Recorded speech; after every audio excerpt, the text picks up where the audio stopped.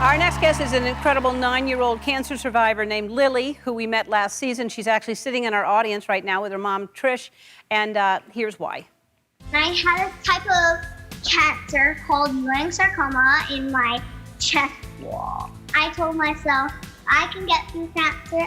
I can be anything I could do. We have something in common. Next season is my 19th season. It's going to be my last season of the show. And I heard you have a very strong connection to that number 19. We call it our lucky evil number. Our lucky evil number, Ellen. It holds some of the best and the worst days of our life. She was born on the 19th, diagnosed on the 19th, went into septic shock, became cancer-free. 19 for us means full circle. I want both of you to be here. I'm giving you VIP tickets to come sit in the audience to be part of our premiere week for season 19, okay?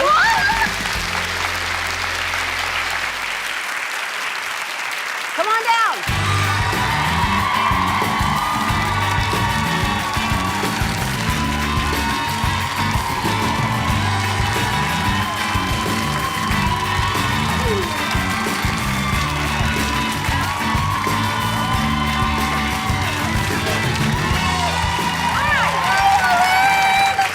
Did you fall down? Move down. You fell down?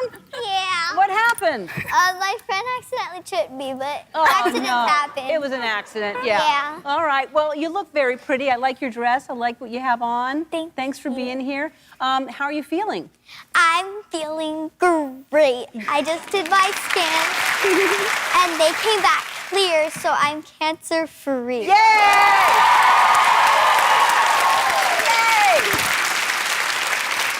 That's fantastic news. Any new 19s in your life? Actually, Ellen, it has been, I swear, unless you saw it for yourself, it's hard to believe that it happens. So Lily started school the 4th grade, and she had to change schools the 2nd day in, and I was quite worried about it. So that day she came home from her first day with a water bottle with a big 19 on it. And I'm like, okay, what's going on? And she tells me that her student number, they do all the kids alphabetically. Well, she's number 19. And also, I do a new sport. It's soapbox derby racing. Me and my dad worked so hard in it, and I just had my first ever soapbox race. And we had to do her car, so yeah, we turned and it was over. a used one, and we turned it over, and we figured out that it was 19 years old. Yes. What? Her car is 19 years old. That's crazy. Yeah. That's so crazy. I mean, that 19 really is your number. It is. That's Our amazing. number. So, you know how there's like numbers on race cars, like 73, 107? Yeah. Well, my car number is 19. Yeah, of course it is. Of course it is. And I can't believe you soapbox car race. How'd you get into that? Well, my dad found a soapbox car and offer up, and he asked me, hey, do you want to go and, well, check it out? And I'm like, yeah. And we liked it, so we bought it, and we just started working on it. And it's the crazy part is that, like, it was my first ever race. I was 10-0. That means I won 10 and lost none. And I was the only person who was undefeated. So. That's amazing, Lily. I have to say, we touched on this last time. I learned this from you, which I had no idea. So childhood cancer research is the lowest funded. I mean, it's crazy to me for childhood cancer to be the lowest funded of all cancers. Yes, yeah. Childhood cancer is the lowest funded form of cancer research here in the USA. And what most people think is that it's because it's rare. But here in the US, it's the #1 killer of kids. And we fight every single day to bring awareness and a change. So we have started a petition with the White House to change the national childhood cancer research amount, because we have seen firsthand what research really can do, and we want to make sure that we can make sure that change happens for children like Lily, who when September ends and Childhood Cancer Awareness Month ends, for kids like Lily and the millions of other, it doesn't end when the month ends. The fight is for every single day. Well, we'll put it up on our website. It's called to action, but if you go to our website, you can learn how to get involved and help bring awareness to that, because that's really important.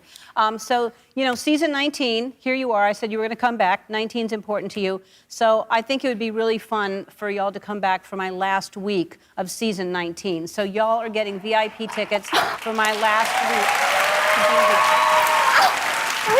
All right? Thank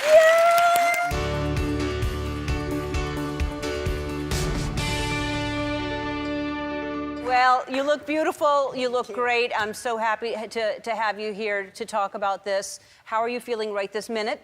You know what? I'm feeling really, really great, and walking out to what your audience just gave me and being with you right here and you opening your heart and your show to me telling the story just is so healing in and of itself. Yeah, well, I'm glad that you can be here to do that.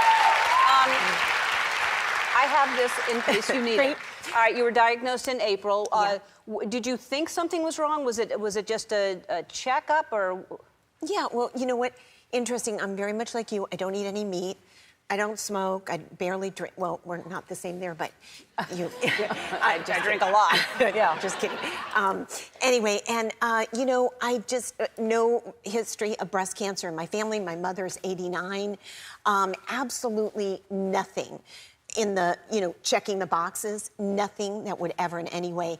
But like most of us women, I'm really busy. We're, families and work and so much going on. I went 3 years, Ellen, I'm embarrassed to tell you, without getting a mammogram. And then finally went in, got the mammogram, and 3 or 4 days later, that dreaded phone call came that said, we found breast cancer. So they didn't find it right away with them, because they usually call you in after the mammogram and we talk about it and they go, it looks good, and then you go home. But a few days later, they found it. Yeah, okay. It was it's stage 0. It was stage 0. And at that time. At that time. And then you decided to do double mastectomy. Yes. And they found more. Yes. It was stage 0. I was going to have no chemo, and we were just going to do one breast. And I elected to do a double mastectomy just for safety purposes. Sure. And thank God I did, because when I have an entire female team and my 2 female surgeons went in, and everything was going so great. They were like, the breast tissue's healthy, and the elasticity in the skin's really good. And they were like, we're out of here for lunch. Probably can have, sushi and tequila later.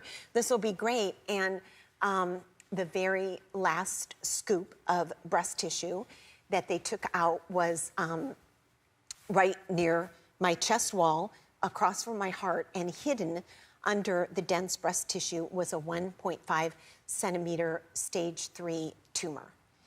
And, I really thought about that, Ellen, and it was like, it was hidden under the breast tissue near the heart. And we wouldn't have found it unless we did that.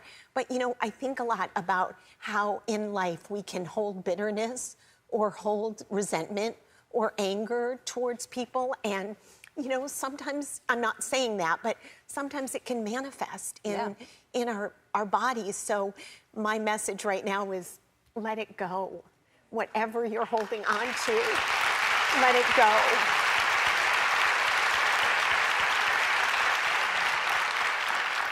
So you're in the middle of chemo now. I'm in the middle of chemo right now. And it's horrible when you are getting it.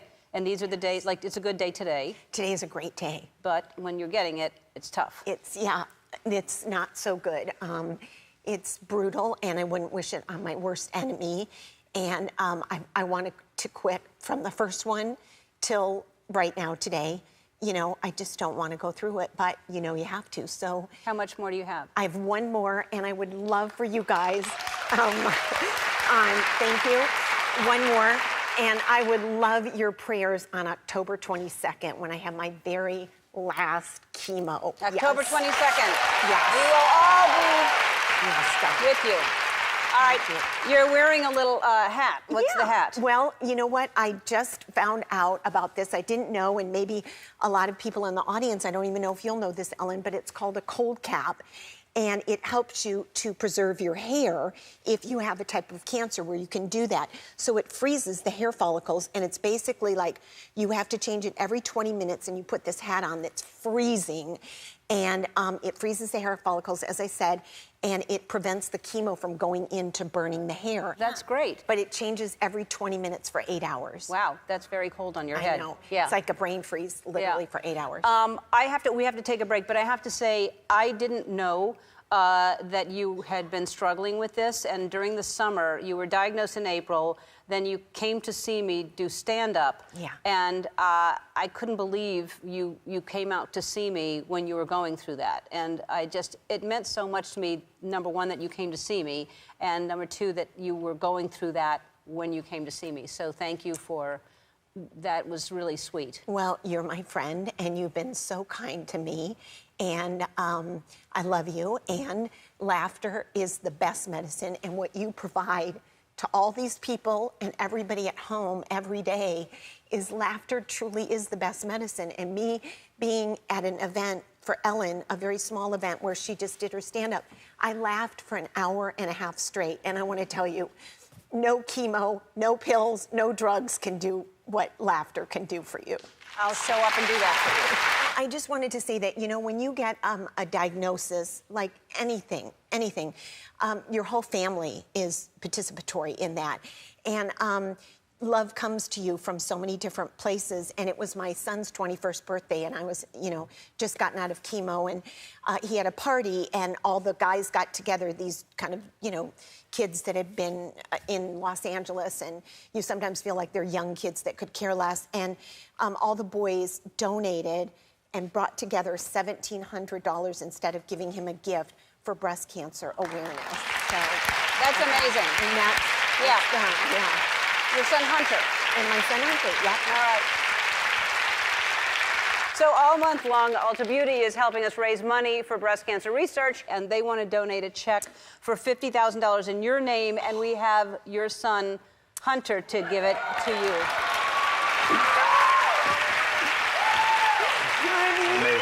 Amazing. Look at the shot. You see it? Oh my God. Yeah. We'll be right back. The American Cancer Society just had their 100th birthday, and they've been leading the fight to end cancer, and we've been asking our viewers to send us their stories. Someone in our audience today sent us this message. Hi, Ellen. My name is Bonnie. I live in Northern California. I wanted to tell you a little bit about our story. I was diagnosed about 2 years ago, last month, with breast cancer. So I undergone a radical mastectomy. During all this time, we watched you. Every day at 4 o'clock was Ellen time. It was our family time. We sat together on the couch. It was our hour of just relaxing, laughing, and forgetting about all the stuff that's going on. And we want to meet you. I want you to meet my family and what you have done for all of us. Hopefully you can make our dreams come true. Thanks. Come on down, Bonnie.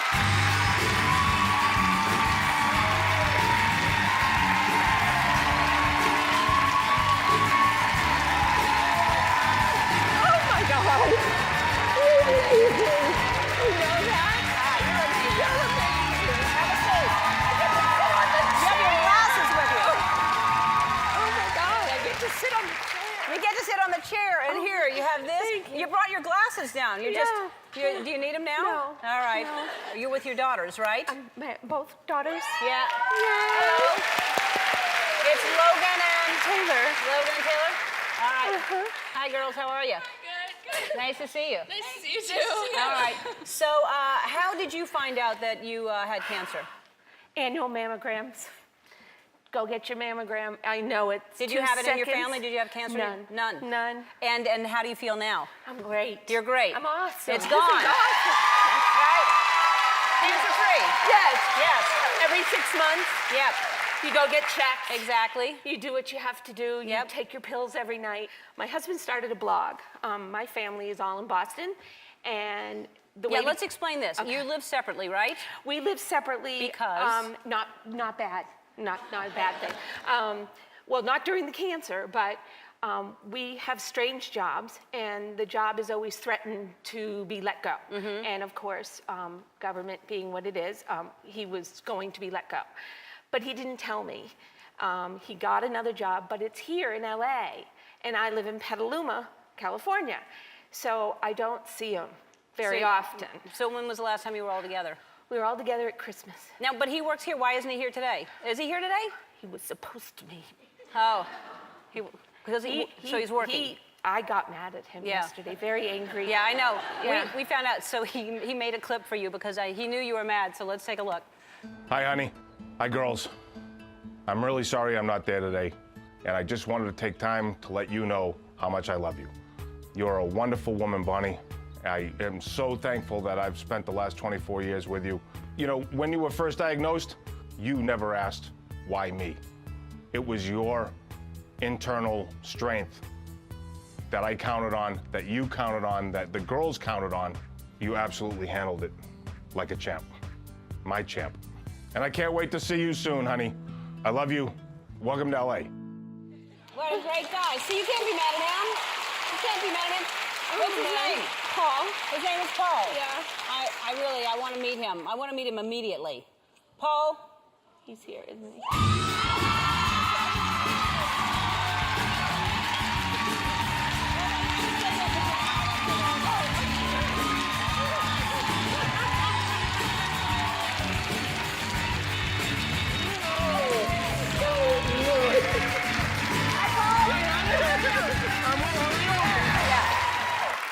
I called him and I said, we're leaving, you better be here. If you're not here, there's just no excuse. I'm not gonna forgive you for that. You're gonna miss Ellen.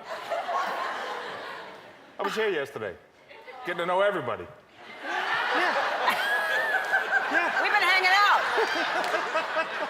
All right, so I understand we've been asking our viewers to explain to us how you've been fighting the fight against cancer. So tell us what you've been doing. She started to say you started a blog. Correct. The reason I started the blog was to keep the East Coast aware of what was going on in Bonnie's life, and all of our lives. And you know, it's breast cancer is one thing, the surgeries are another, but the achievements are what we need to discuss and continue to discuss. And you're looking at an achievement. Yep. This is a survivor. Yeah. So we're gonna finish the fight. We're gonna finish the fight. So the good blog for you for itself doing went that. into a nurse in Sonoma County was reading the blog and asked me to start a men's group. First men's cancer support group north of Monterey. Good for as you. I was told, Good so. for you. All right, well, you've helped others, and so we want to help the two of you. The first thing I want to give you is a $5,000 Target gift card so you can go and have a little shopping spree. And the next thing is, I don't just want an iPhone. I'm giving you each a $5,000 gas card so you can actually spend time together. All right? Because you're not together a lot, you need to be together. So we're going to put you, you're going to go on an all-expense-paid trip to Hawaii.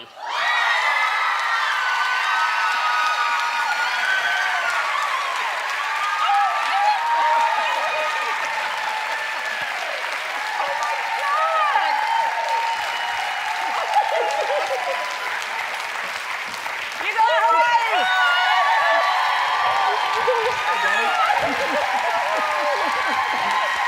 I recently received a letter from a fan in Sicklerville, New Jersey, whose wife was diagnosed with breast cancer last year. Dear Ellen, 1 year ago, my wife, Diamondique Valentine, was diagnosed with stage 3 breast cancer at only 27 years old. She fought the hardest battle, and I am so grateful to say that she's completed her treatment. Words cannot describe how proud I am of her. I would love to celebrate my wife, and I can't think of a better way than coming to your show. Meeting you would mean the world to us. We hope to hear from you. Love, Marcus Valentine. Well, come on down here, you two. Hi. You two, you can take those off. We've all been tested. You can take them off now that you're with me so you can breathe. Hi, Dominique, how are you? Hi, Marcus. Thank you so much for the letter. Thanks for writing. And I'm so glad that you're here. I'm so glad that you're okay. You were diagnosed at 27 years old. Man, that had to be a horrible shock. Yeah, thank you so much. Wow, okay. Yes, I was diagnosed at 27 years old, and it was the most traumatic experience of my life. I never imagined anything like this could happen to me. You know, did all the things right in life, don't drink, don't smoke, and work out every day, so it was like... Doesn't make sense. Yeah, it shook me to my core. Last August, I developed a lump in my breast, and by the time I was able to get things situated with my insurance, it was October, and this month, last year, I was diagnosed with stage 3 and aggressive breast cancer. So, I mean, that's what I read, that you felt a lump, and because of the insurance, and by the time you finally were able to get the mammogram, you had stage 3 cancer. Yeah. Like, had you gotten it right away, you know, something's got to change with healthcare so that you could have gotten in there right away and caught that earlier. Yeah, I agree. Marcus, that must have been so hard for her to, not only are we dealing with a pandemic now, but you're watching her go through all these treatments. Yeah, it was tough at first. Just us being so young and so early on in our marriage, we would never expect to go through anything like this. And it was painful to watch her grow through it, but it was also a blessing to be able to be here with her every step of the way. Then when COVID hit, having to watch from the outside in, being on FaceTime and treatments and doctor's appointments, but just thank God that for our journey and everything that we've grown through, we had to do it together. And to have him there with you by your side, because that's everything. That's all that matters, really. Yeah, so we got married at a really young age, so before I met Marcus, I lived a rough life, grew up in a rough community, and he kind of helped transform me into a better person, and that was just magnified when I went through treatment. So you hear different stories about people who they didn't make it through something traumatic like this, and for Marcus to see me transform many ways, from hair down my back to completely bald to looking like a whole different person. And sometimes I would look at him at night and I would tell him, like, I'm sorry that we're going through this. Like, I'm sorry that, like, we didn't plan nothing like this. And he would just say, it's not your fault. Like, I'm sorry you have to go through this. But he was my rock through the whole situation. I couldn't have did it without him. Man, have a sip of water. Why don't we take a break and we'll talk so that you can, because this is a lot for you right now, but we'll take a break, we'll be right back. So you used to own a small business, and it was called? Renewed Nutrition. Renewed Nutrition. Yeah. And how long did you own that store? Since 2017, so two and a half years. 2.5 years, and you had to shut down because of COVID? Not No. because of COVID, Oh. because of her treatment and everything. We So, shut down before. yeah, we just wanted to really focus on her health and put everything that we had into her getting healthy.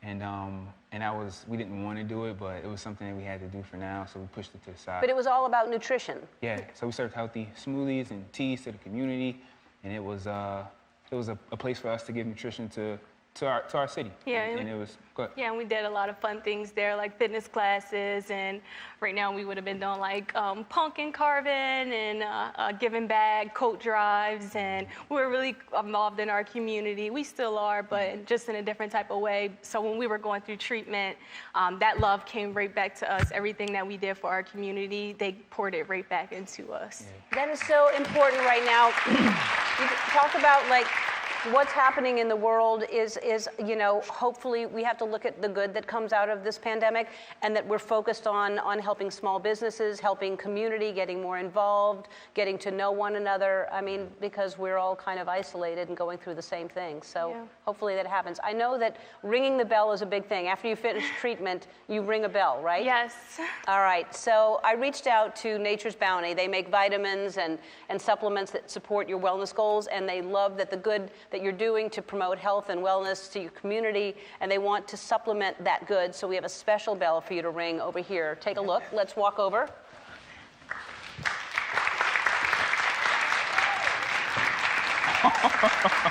Oh my God! That is amazing! All right, ring that special bell. Okay. Is it gonna make noise? 3, 2, 1.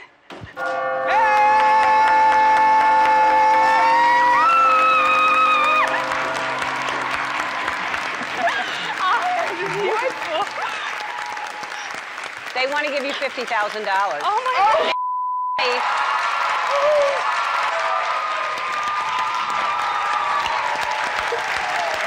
Nature's Bounty wants to give you $50,000.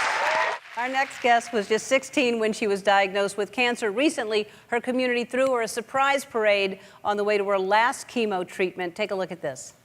Good luck, Mercy. Go really slow, dog. There's people behind me. It's Dad, my dad.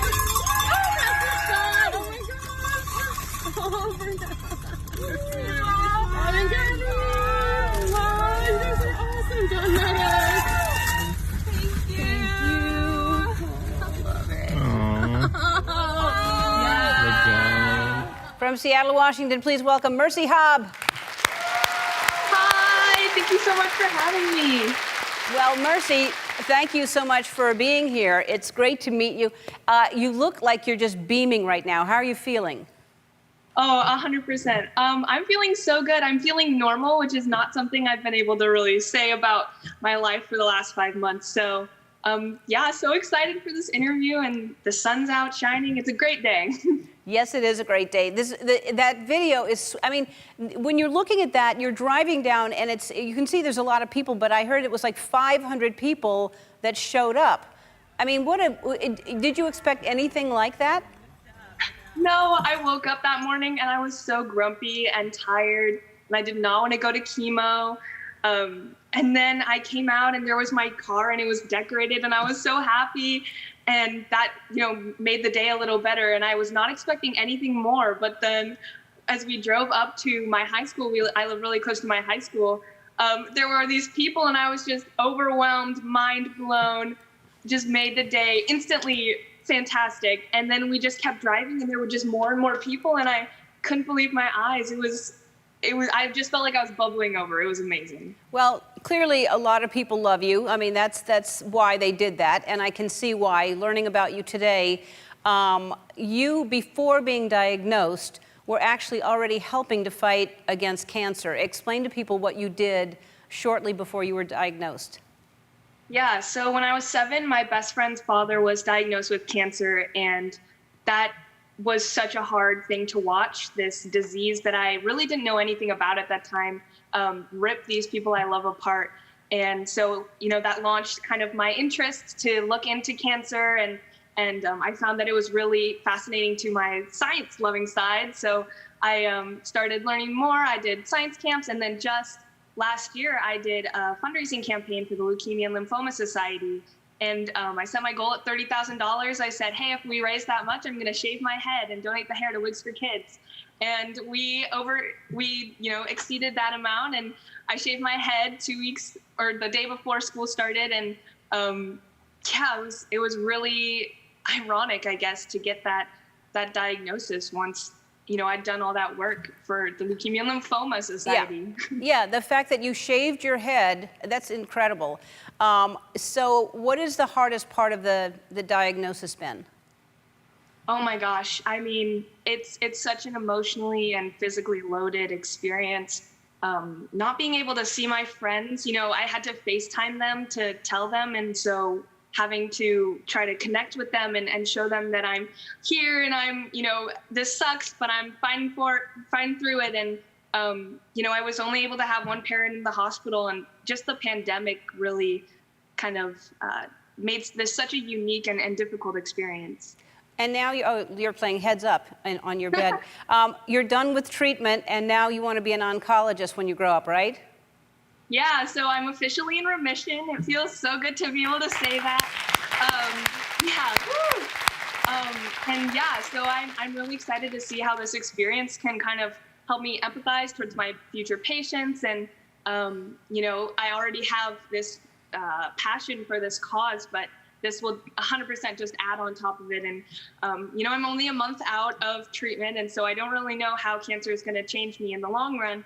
But I really do think that, I had cancer and I kicked its butt. Like that kind of gives me some confidence in how I'll be able to, grow as a person because of this, and also grow as a scientist and help people in the future. Exactly. You have a great story. You're a great inspiration for anybody that you're going to possibly have to treat.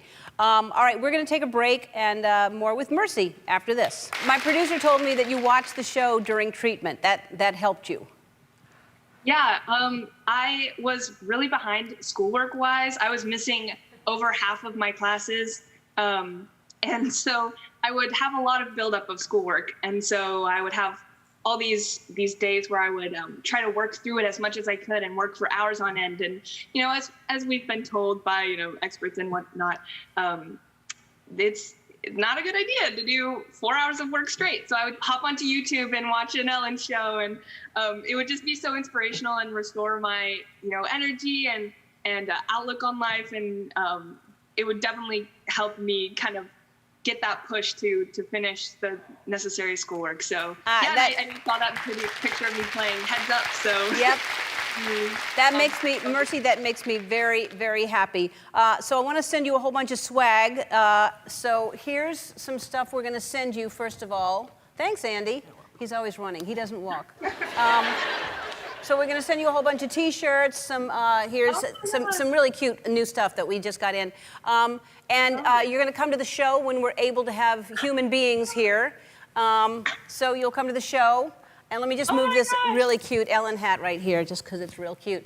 And then we're going to also, Shutterfly wants to help celebrate this moment. They want to give you $10,000. So.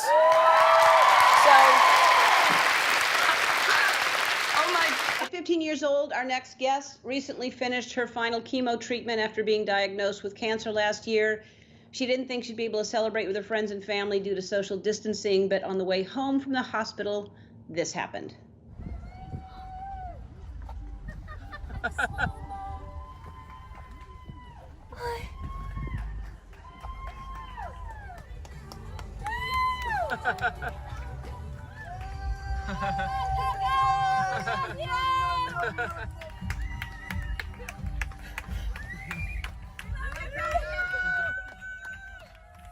How beautiful is that? Her name is Coco. Right now, she's with her parents, April and Kelly.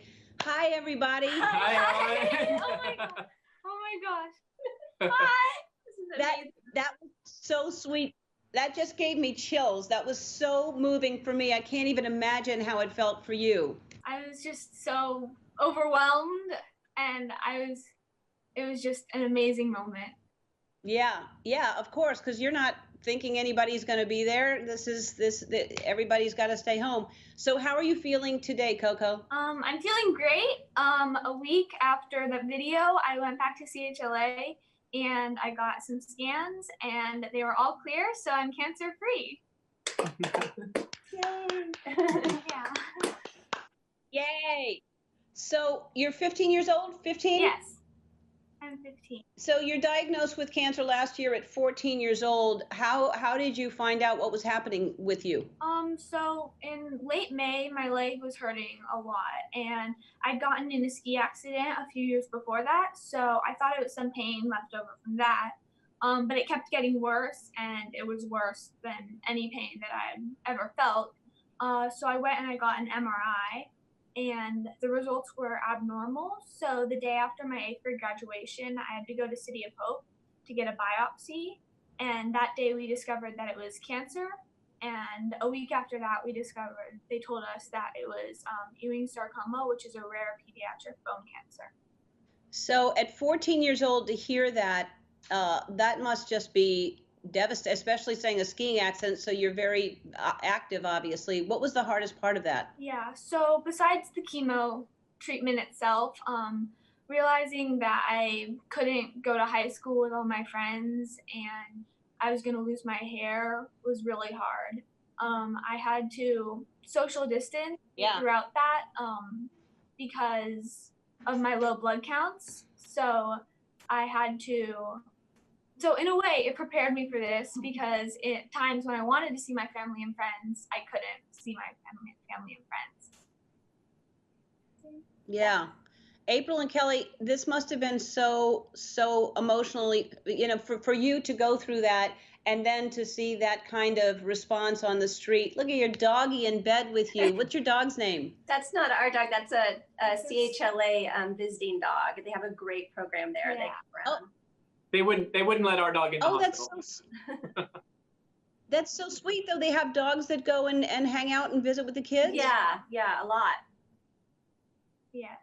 Wow, that's amazing. Well, then you must have missed your dog, too, that they wouldn't let your dog in the hospital. Yeah, so that was hard. This dog actually looks a lot like my dog at home, so that was why we took that picture. Yeah. So they get look-alike dogs. That's really smart. They see what your dog looks like. They go to a rescue place and get a look-alike dog. Hopefully you fall in love with it and bring it home. I think that's a good idea. So, Coco, I heard that you had tickets to sit in the audience for the show, right? Yeah, so I've been just a huge fan of you, like, since I was so little, and I've been watching your show for such a long time, and when I was 14 and allowed to come see it, my mom started applying for tickets. And once we figured out like the end date of my chemo treatment, we started applying for tickets again, and we got some for April 1st. But that didn't happen, and those have been postponed. So hopefully someday I'll be able to come and see your show in person. So this is well, I hope so too. I don't know if you'll be able to. I mean, I guess you'll just call again or something. So here's what I want to do. Not only are you coming back to see the show when we come back, but we're upgrading. You're going to come to one of the 12 Days of Giveaway shows. That would be a better show to come to. It's like your dream. Oh my gosh. No. Yep. All right. We're going to take a break. More with Coco after this. Coco, so you were in the hospital a whole lot this year, and we're always talking about how amazing the medical professionals are right now, but you witnessed that firsthand that you were in there, and you said that the nurses and doctors were so great with you. Yeah, I've had such amazing teams of doctors and nurses and nurse practitioners, and they understand that like you're going through such a hard time, and they do everything that they could possibly do to help it be easier for you and for your family. And they've been heroes to me and my family this whole time. And right now they're being heroes to everyone to go into work and take care of people. Yeah, if we could give a They sure are. shout out also to Dr. Mascarenas and Dr. Femino, who are her main doctors and who are literally in charge of saving her life. And we are forever indebted to their leadership. Yeah, well, it's amazing, and I can't imagine, going through it yourself, Coco, is one thing, but then for your parents, that must be so hard to watch your child go through something that you can't take the pain away, you can't do anything about it, you just have to watch them go through it. So it's hard for everybody in different ways. And Children's Hospital Los Angeles is a fantastic hospital. And our friends at Shutterfly are helping us donate $25,000 to CHLA in your name. So, Thank you. Thank you so much. Thank you. Oh my God. Thank you. God. That's awesome. Of course. I can't wait to see you when we come back to the show. I will see you for one of the 12 Days of Giveaways. Thanks for watching. Stay safe and be kind to one another, everybody. Bye. Hi, I'm Angela Trimber, and this is Good Support, where I sit and talk with women like myself on our experience with breast cancer.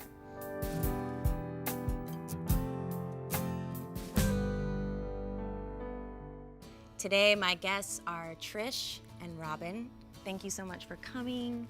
Thank you for having us. Safe space, say whatever. Yeah. Let's just jump into it though. Let's talk Okay. about the diagnosis. Yeah. So where were you at? How did you find it out? I had a physical, passed with flying colors, maybe just a little iron deficient, but totally fine. But in my mind, I felt off. Something was wrong, and I couldn't figure it out. And I happened to be like coughing one day, and I felt the lump. And I said, oh, damn, this is it. Like, this is not good. And so, yeah, I went to my doctor, right back to the doctor, who was like a little bit incredulous. He's like, no, you're fine. And I said, Doc, please, like, and I said to myself, let him find it. Like, I didn't put him, I was like, Doc, just give me a breast exam and see. And he's like, no, you're great. Felt it and then said, you're great? Yep, I let him feel around, and he said it was great. And then I actually took his hand and was like, what about here? And he was like, all right. You know, like, he was still like, you're 36 or 5 at the time. I'm sure it's nothing, but I had to give a lot of pushback for him to send me to get a mammogram, because you don't get mammograms before 40. Yeah. So yeah, I had to kind of like push back quite a bit to get that mammogram and blah blah blah. Mammogram, biopsy, the whole traumatic roller coaster began. The guy I was dating at the time, I liked getting breast massages, and at a certain and that in itself is weird, because I'm like, oh, these you know, and he's the one that flagged one, and he's like, there's something weird, and it was right here, and I was like, yeah, and it was painful. And then I was Googling, is breast cancer painful? And some site said if it's painful, it has nothing to do with it, or some said get it checked, which is also kind of mixed. And then I went into the doctor for a cold like 3 weeks later, and while I was there, I was like, oh yeah, and while I'm here, I felt a lump, and just maybe you should feel it. And he didn't even feel it. He said, I think you're fine. Have you had your period in the last 2 weeks, or are you about to get it? It's like, well, that's every day what you're saying time-wise. So sure, and he's like, yeah, no, you don't. And he didn't even feel it. And I thought that was weird, but it's a doctor, and I just went on. And a year later, I'm getting at my OBGYN, and I'm getting my annual pap smear, and just talking about life, and she flags that spot, and I was like, are you kidding me? And she's like, oh, this is something. Did an ultrasound right away, and immediately was like, you should go like right now. And that was really scary. Yeah. Oh. Yep. Oh. Yeah. Just like, man, you talk about it so many times, and then you just don't even know. I knew that. We had to put that by you. Let's keep it right there. But no, I had to go straight to get it checked at the breast center, and I could sort of like sense the energy of them just being like, it's probably nothing, which is a nice thing to hear, even if it's a script of sorts, which I think everyone's hearing that is probably nothing.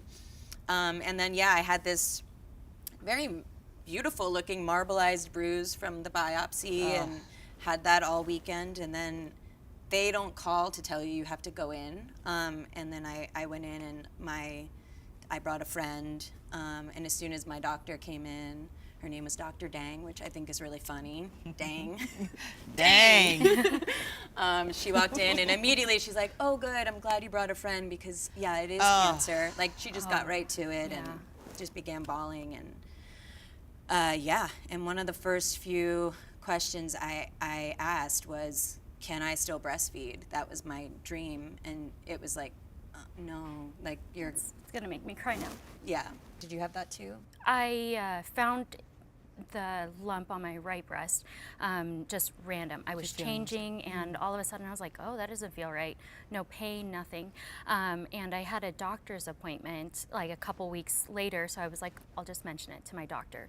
And he felt it right away, and he's like, let's just get it checked out. So just scheduling issues with getting an ultrasound and mammogram, it took about a month. And that actually came back not positive for breast cancer. There's like, oh, well, you're young, you have dense breast tissue. We just think that it's a growth, but not cancerous. So they actually scheduled me for a follow-up 6 months later. Just like, let's keep an eye on it. So wait, just sorry, they did a mammogram? They did a mammogram and an ultrasound, and it wasn't diagnosed at that time. So I go back to my doctor, and he's like, I really want to just make sure we cover all our bases. So he referred me to the local breast surgeon, and she said, I want it biopsied. And in July, I got it biopsied, and the doctor, the radiologist who did it, he actually was quite surprised. He was like, this doesn't look like normal cancer cells. He was like, I think it might just be a growth or something.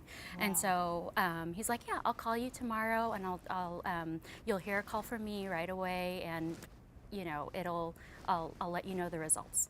And so I kind of walked out very calm, and the next day when I got the call, he was very nice. but it was a phone call, and I was by myself in the room. My husband was at work, and Did you know it was going to be a phone call? I knew it was going to be a phone call. Okay. Yeah, because he was like, I don't want you to wait. I want you to get the information as soon as possible. And that's when he said that it's actually breast cancer. Wow. And I just was in shock, writing notes and as much as I can and taking it all in and not really knowing, like, based on what he said, it was a good prognosis. But based on what I was feeling, everyone was telling me, oh no, you're fine. Oh no, you're you know, let's just check it out, cover all our bases. And then I got the diagnosis. So that was very, very surprising. My husband was awesome, taking notes, everything. He would review it with me after appointments because I couldn't process it. The earlier breast cancer is detected, the greater your chances are for survival. Schedule a mammogram starting at age 40, and if you're in your 20s and 30s, be sure to ask for a breast exam when you're at a checkup with a doctor. The earlier it's detected, the better your chances are. Let's stay on top of this. Go to genius3dnearme.com to find a Genius exam in your area.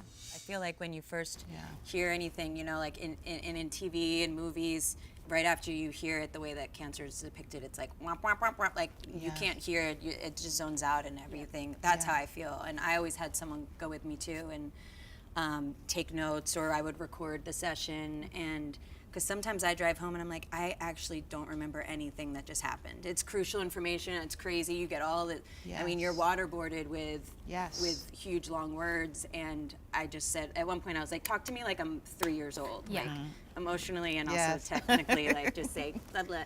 I don't know why, I don't know if it's like a sickness, I don't know, like I often daydream about when I was diagnosed, the day of. Really? I think it's because it's such a sliding door. It's like it's definitely the major fork in the road of my life. And so I always like go back to that because it was so traumatic. Like when I got the call, and mine was Yours like a phone call too. It was a phone call, but it was like me chasing. I felt like I was chasing doctors and chasing, can you call me back? Is the doctor there? Can I left a message? And so I finally got the call back that it was cancer, like after the workday was over. So, and it wasn't even my doctor that called me to tell me. And they're like, oh, so it's positive for invasive ductal carcinoma, and you should follow up with your doctor. Have a great weekend, because it was like a Friday. And so like, it was so, I think I was like the story, like I took to my bed. Like I took to my bed for like 3 days because I was just so devastated. Did you tell people right away?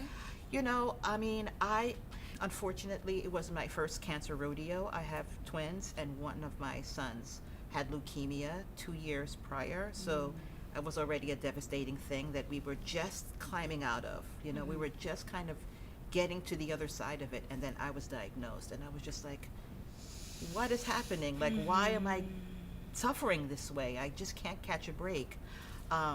So it was extremely, extremely difficult. But yeah, you don't want to get these things to learn the lesson, but I had to learn that lesson, that it was truly time for me to live my life and put myself first, and like advocate for like I speak up for everybody, but like I didn't speak up for myself, and you need to. So did you tell your friends? How did you tell your friends? I was so private when my son was sick that I realized that I needed support. Like I wouldn't benefit from just locking myself away. So I did tell some friends, and you're so vulnerable. You find yourself like, because I'm a do-it-all, take charge, I found myself just needing all that time, needing support, needing comfort, needing, it was like the worst, but it really allowed me to really make space for friends that were true friends, because like I lost friends. Like some people can't take it. You know, it's like, whoa. It feels like almost like cancer is contagious or something. They're just like. Did you have friends that showed up or not showed up, or did you was, share? You were very private. I was very private, and I think because of everything that I was keeping into myself, I felt like if I shared this, it was gonna hurt other people. Like my sadness, I realized had an impact on other, you know, it affected my friends, my family, and I didn't want to make them sad, you know. And I think I realize that kind of sounds odd, right? Because I have whatever the feelings are, I have awesome friends and family, but during that time period, my oldest sister was pregnant with the first grandbaby in the family, or in our family. My younger sister was going to get married, and I was like, I don't need to throw Robin cancer in the picture. There's so many happy things going on right now, and I didn't want to take away the attention, you know? And that was just in my head. When I shared it with my family, they were just amazing. I found that I really needed to do things to distract myself before my mastectomy. I did a lot of like topless photo shoots. And I did this ritual where I got all my friends together. We rented a place in Topanga Canyon, and my friends, one thing I realized is you have to, for me, I shared on Instagram my diagnosis, and that was just because I realized how much I hated saying, so I have breast cancer. Like I had tried to make it all different ways. Like, I got breast cancer. Like, you know, I was just like, I'm just gonna write it so people can read it, and I'm gonna post it. It'll be out there. It was a big decision though, because as an actor, you know, I just didn't want to seem like I'm not available for work, and that's almost like people would be like, she's got cancer, you know. And so that was a big decision, but I'm personally really glad I did it that way, because I didn't have to repeat that sentence. People could stay up to date with what was going on with me without me having to tell people over and over. And what was helpful for me about that was, and now that I'm sharing in such a detailed way, I'd get responses, right? I could ask, so my doctor wants to leave my nipples. Anyone else do this? And then I get all these responses. So I realized that I really needed community, and I benefited from being completely out there. And through that, realized I was helping other people too, because starting to connect with like the way that I know you guys. Like, I'm like halfway. I'm like, I was just out with my friends, my immediate friends, when I was diagnosed, and I was again afraid of like, oh, like, she has cancer in the family again a second time, and so I didn't want that. So it was very private in the immediate days. But since subsequently, because it's been thankfully 5 years since diagnosis, which is a big deal. Yeah, it is. Although every day is a big day, right? I know, you know? I know, but yeah, but you can celebrate 5 that. years. And so now, I really too, like social media used to, like you say, put a question like, wait a minute, the doctor says turmeric, like what's the story? And then get answers and build community and meet people. That's been fantastic. And, you know, meeting you guys too. Yeah. It helps. And you didn't go through chemo? No, I didn't. You didn't have to. Did you do the oncotype test to find that out, that you didn't need it? Yes. Yeah, me too. They told me I was right on the board. It was like 2 numbers up from like, you could need it or you don't need it. But I was sitting there with a nurse, her name was Angela too, and it was just this moment where I was asking her about alternatives, because I heard there's this natural alternative to chemo, and she convinced me to do it by just saying, you want to be a mom really bad? And I said, yes. She said, God. Yeah.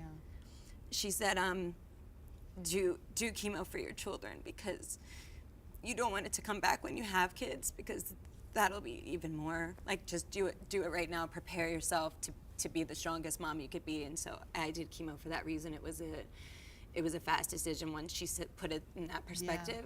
And then as soon as I was like, I'm gonna do chemo, I wanted to distract myself. Like, before these surgeries and these big decisions, I needed to distract myself by having fun. I would throw parties. I decided to do a million different hair changes on the way. So it's like, I always wanted bleach blonde. I'm gonna live a week like this. I'm gonna do this. I'm gonna have blue hair. I'm gonna, instead of doing like the mohawk right before, which is like what some people advise me, like, go for it right before you shave it off. But I was like, no, I'm gonna be a million different people. Well, 10.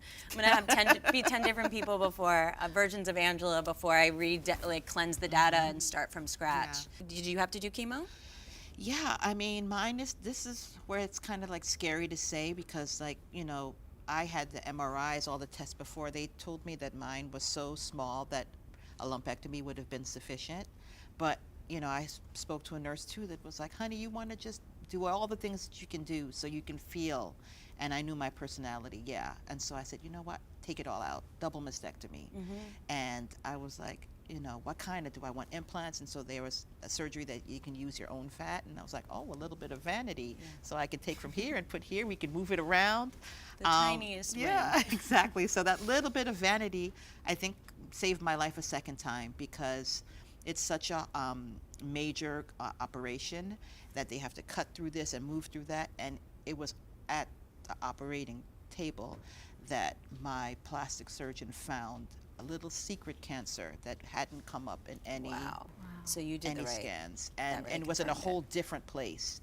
And so because of that, they were like, okay, game changer, we recommend chemo now, because we don't know what else is floating around in there, which was like you had a really relief, dense breasts. but scary. Yeah, really dense breast. I mean, you don't know these things. You just kind of like have your body parts and you move through life. You don't realize that having dense breasts could be problematic, because things could be in there and you don't know. But so yeah, I had chemo, I had radiation, the double mastectomy. I threw the book at it. It was very hard. Did you do a chest port? I did, and again, I guess luckily, because my son had it, I knew what it was, because it wasn't really offered. They were just kind of like, you'll have chemo.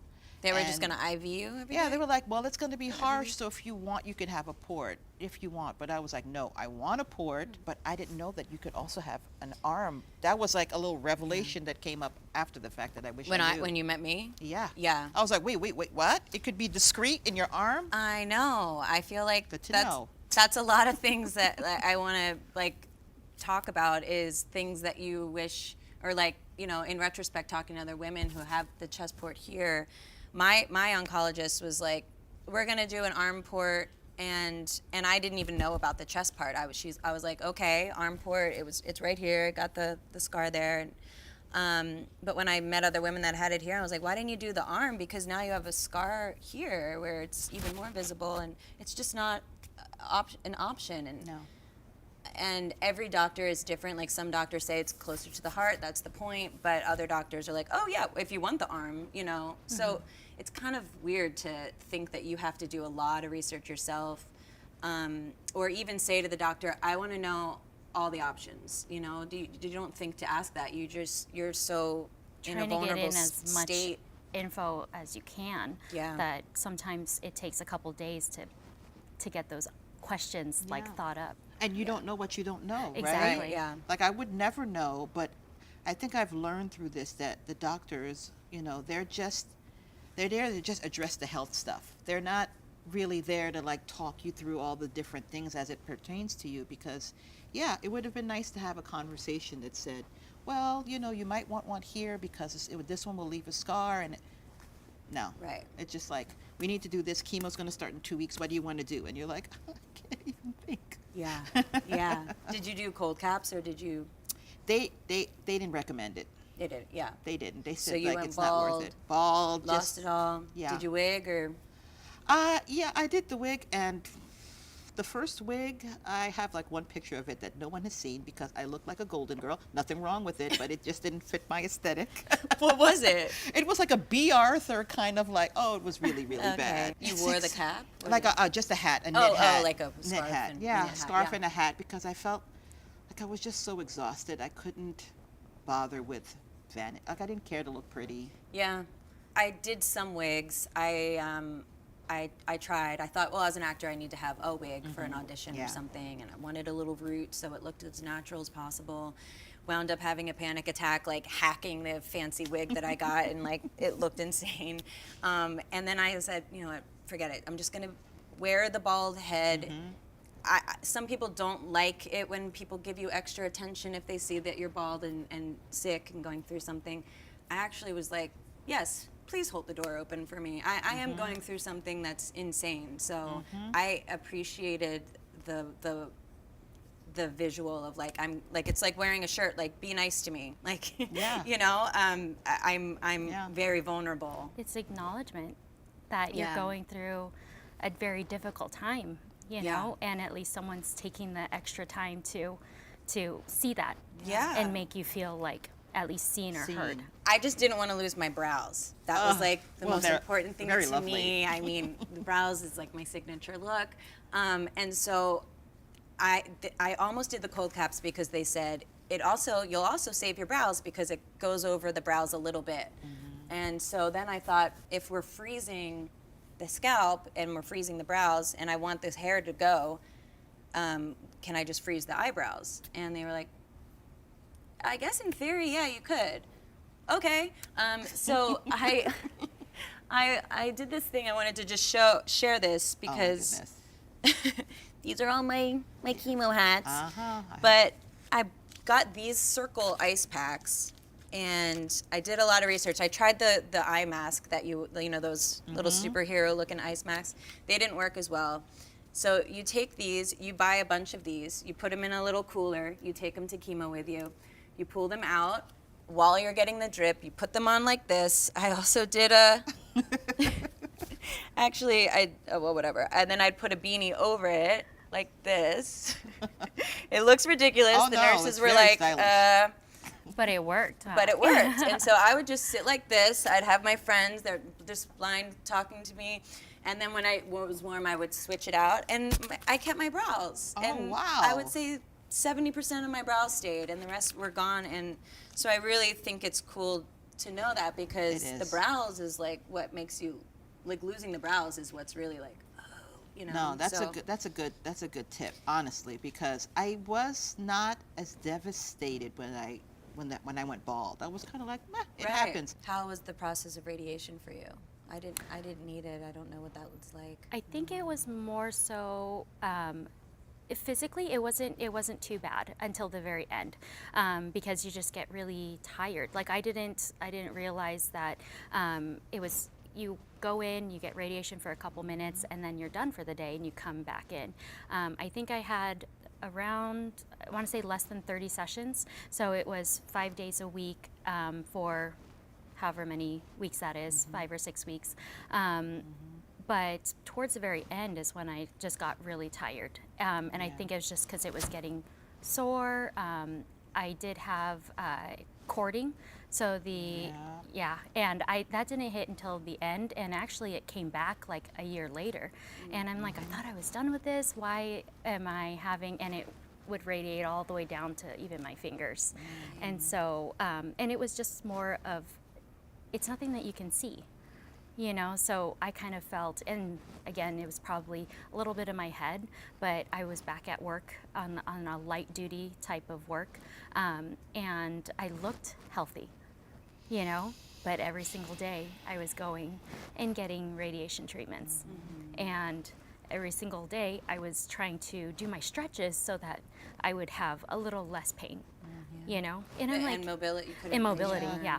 I suggest that because you know, when people find out, they say, "Let me know how I can help," or "I'm here for you in any way." And sometimes you hear them say that, and then you don't hear from them again. You know, it's like it's as if in that moment you're supposed to say exactly. And I would start to take people up on it when they would say, "Let me know if there's anything." I'm like, "Yeah, actually tonight, could you come and I'm just gonna lay in your lap and we're gonna watch 90s music videos and just play with my hair."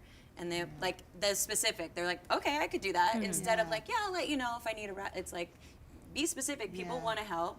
They want to just know, and they don't know, and it's such a delicate thing that they don't know what to suggest. Do you want me to come play with your hair? Like, just really thinking about what brings you joy and doing whatever you can to get that joy during this process was really helpful for me.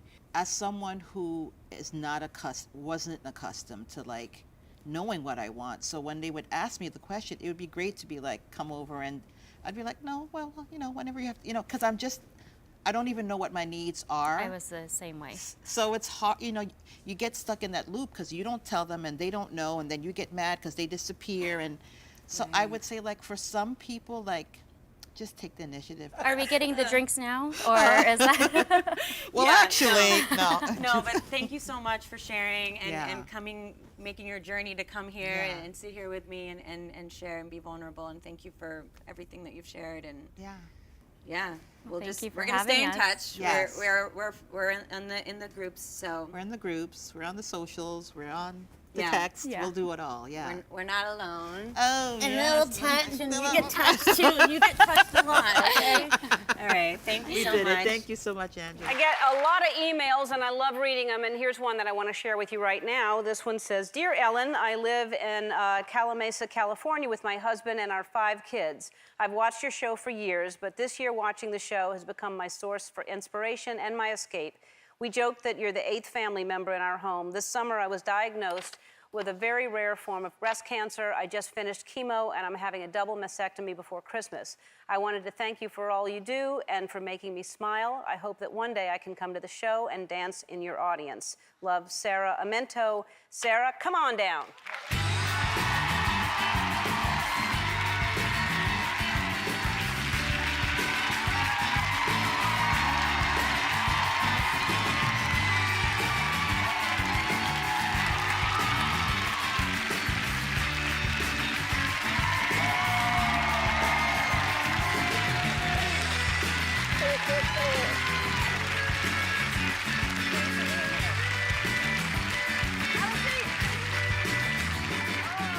Oh, here, take some of these things right here.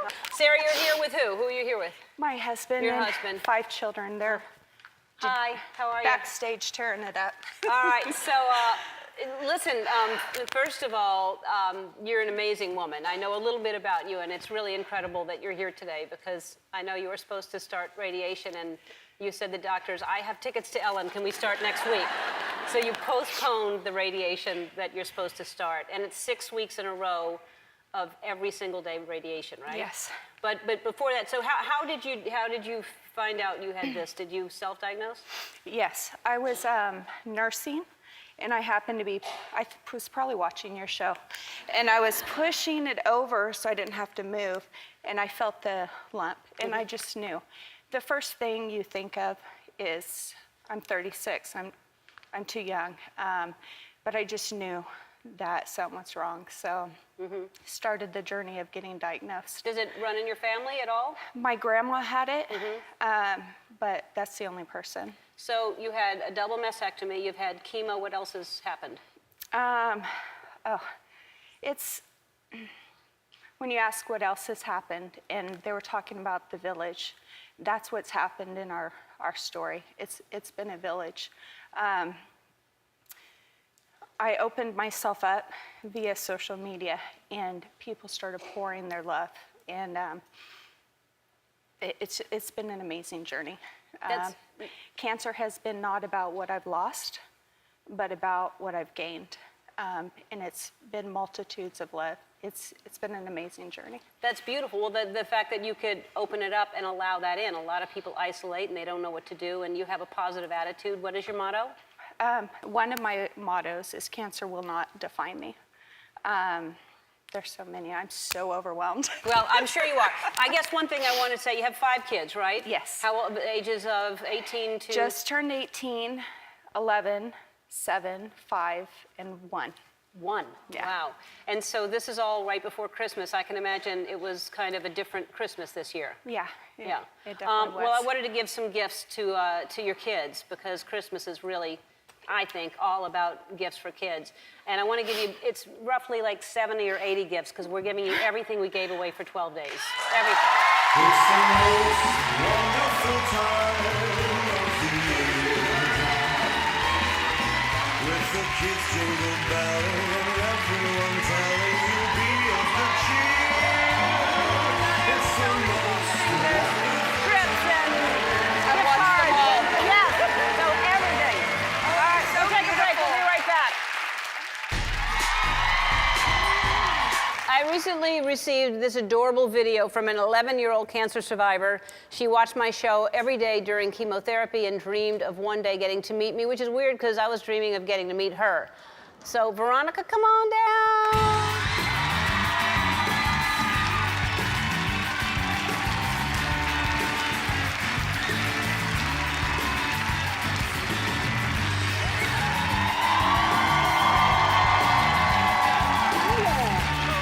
Hi there.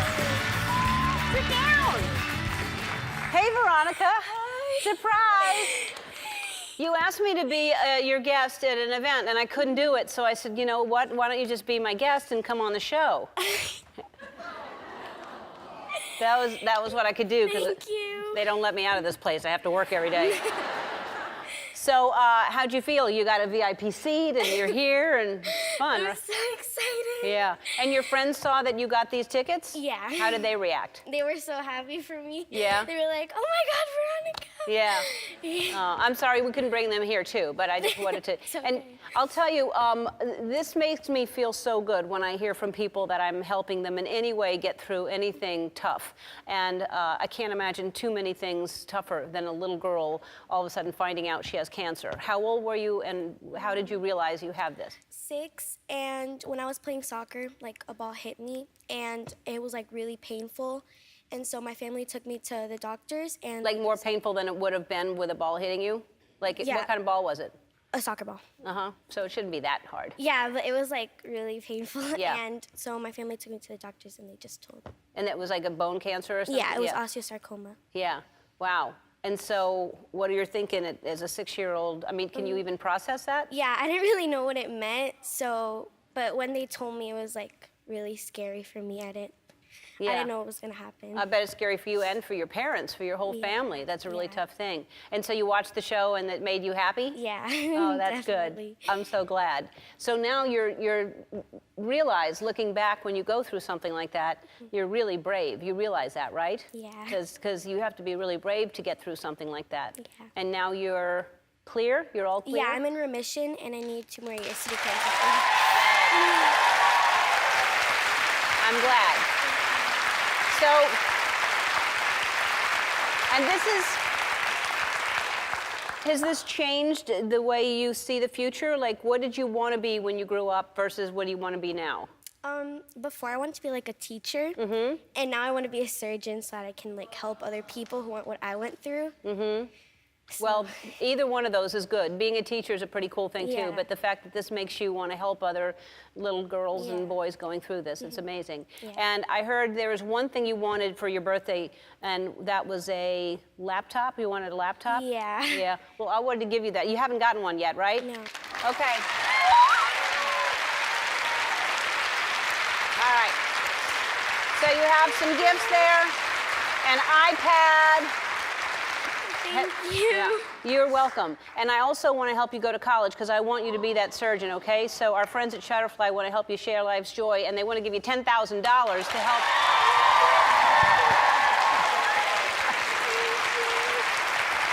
That's for you. We'll be right back. When this dad learned he couldn't be at his son's cancer treatments due to COVID restrictions at the hospital, he found another way to be there. Chuck Yielding has spent every treatment day for the past 7 months dancing outside of his son's hospital window. I love this. Take a look.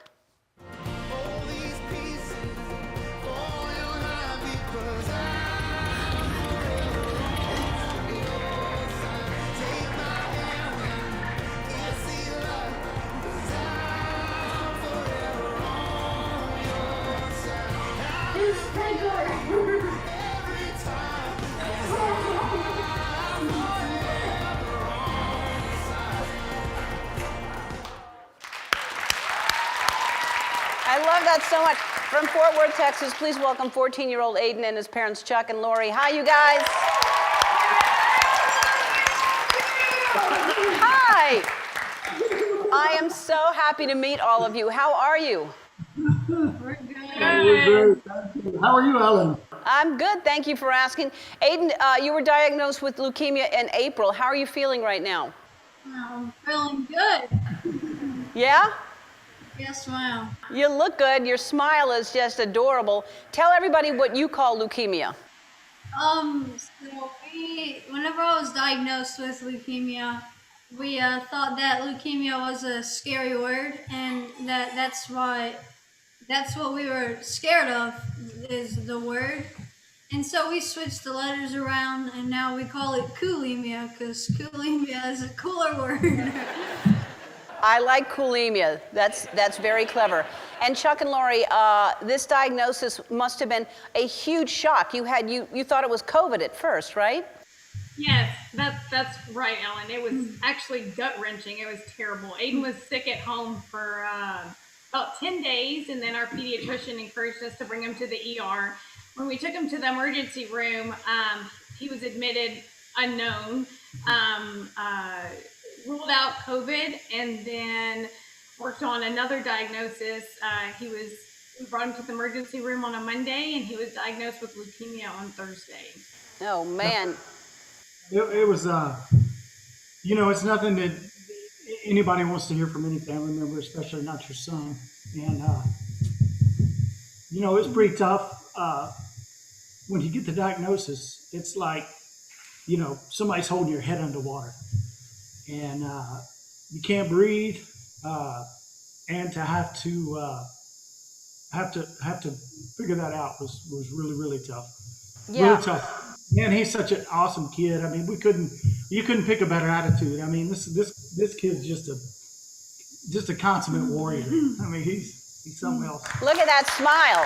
Yeah, I mean, look at that smile. So, as we mentioned, so due to COVID, there's only one parent allowed, and so you decided, that your wife is going to go in and be with him. And so, are you a dancer? How did this dancing start? When it first came out, we knew, there was never a question who was going to be there. I mean, she's clinical, she's type A, I'm crazy, and if something shiny flashes by, I just run after it, so there was never a question. The best thing for him was for her to be there, and I just wasn't ready to accept the fact that I couldn't be there. And so, so I set up shop. I have a tree down there I call my office. I have a lawn chair I bring. I sit out there. If he can get to a window, he'll come and talk to me through the window. But as far as the dancing's concerned, that's something. I've been acting ignorant and silly my whole dang life. I guess nobody felt they should film it at the time. Yeah. But, it's something that I probably danced for them a million times in their lifetime right now. And so he was having a bad day one day, and I told my wife, I said, well, bring him to the window. And I was sitting out there in my lawn chair and brought him to the window, and I just started, doing some dancing and moving around and, doing some goofy stuff. And unbeknownst to me, she was filming from the window from their perspective and looking down, kind of at us. And a day or two later, she said, hey, look at this. And she showed it to me, and I could just hear him giggling, and I could hear the joy in his voice. And, not being able to be there is really hard. So any little bit of joy I can bring to him, I thought it was special. That's fantastic. All right. I think it's fantastic, Aiden. You have fantastic parents. We have to take a break, and we'll talk more with the Yielding family right after this. We'll be back. The great news is Aiden's treatments are going well. Isn't that right?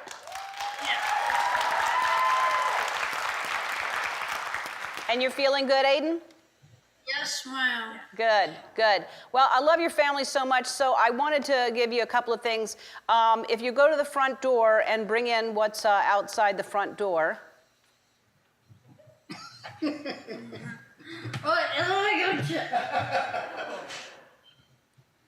my. No. What? Oh my God! Oh my God! Sit down. All right. So Drew Brees heard you were a fan of his. He's a fan of yours. Yeah, when we told Drew that you were a fan, he said, let me give him my jersey. So there's his jersey. We also don't want your family to worry about the holidays this year, so there's a box that you can open right now. Shutterfly's mission is to help share life's joy, and they want to give your family $20,000, so you're not going to worry about anything. All right, grab your tissues because you're going to need them. This video of a husband serenading his wife before she underwent surgery for brain cancer is the sweetest thing you will see today. Take a look. Every time I look into your eyes, I see it.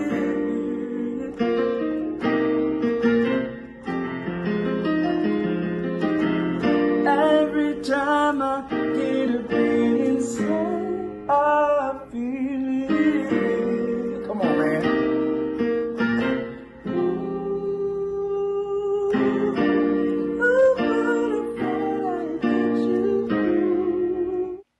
From Charlotte, North Carolina, please welcome Ray and Roslin Singleton. First of all, y'all look fantastic. Thank you. Y'all look fantastic. I heard you were surprised that we called. Surprise is an understatement of what we were when you called. When I got the call, my iPhone shows the zip code where it came from. It said Burbank, California. And she said, I'm from The Ellen Show. My head exploded. Literally exploded. It was the greatest call I've ever got. And look where we are. And then he called me and he said, hey, I just need to tell you something. Are you sitting down? And I was like, yeah. He said, The Ellen Show just called and my phone fell on the ground. I was like, you're lying, you're lying. You shouldn't lie like that. It's so close to Sunday, you shouldn't lie like that. He's like, no, they did. Okay. It's so close to Sunday. It's so close to Sunday, you shouldn't tell fibs. Wednesdays are okay. Yes. Yeah. All right, so you look fantastic. I mean, you look fantastic. And I guess, and we should thank the doctors because you said to them, I mean, you had surgery a month ago. Yes. And you said, I got to be on the Ellen Show, so I don't care what you let's say. Wrap it. I'm doing it. Whatever you got to do. Wrap it up. Wrap it up. Because I'm going. I'm going. Whatever you say, I could care less. Ellen is more important, so let's figure it out. I'm going, yes. That's what I said. A month ago you yes, had ma'am. surgery. January 7th, yes. And so, I'm going to say, how are you feeling? But you I feel amazing. You look amazing. Thank you. I feel amazing. So you posted this really basically, you put that together, you sing to her, and then you put that whole little, that we just showed a small amount of the whole journey that she's gone through. And I assume you did this as a love story just to show her strength of what an amazing woman she is. Honestly, Ellen, it wasn't even that. I wanted just to make her smile. I literally just wanted to see my wife smile. She was in the waiting room in surgery for a lot longer than it was supposed to be. So I was nervous downstairs, I'm pacing. I said, I want to make a video for my wife that's going to make her smile after having her head cut open. And look at this $1 million smile. How can you not? Yeah.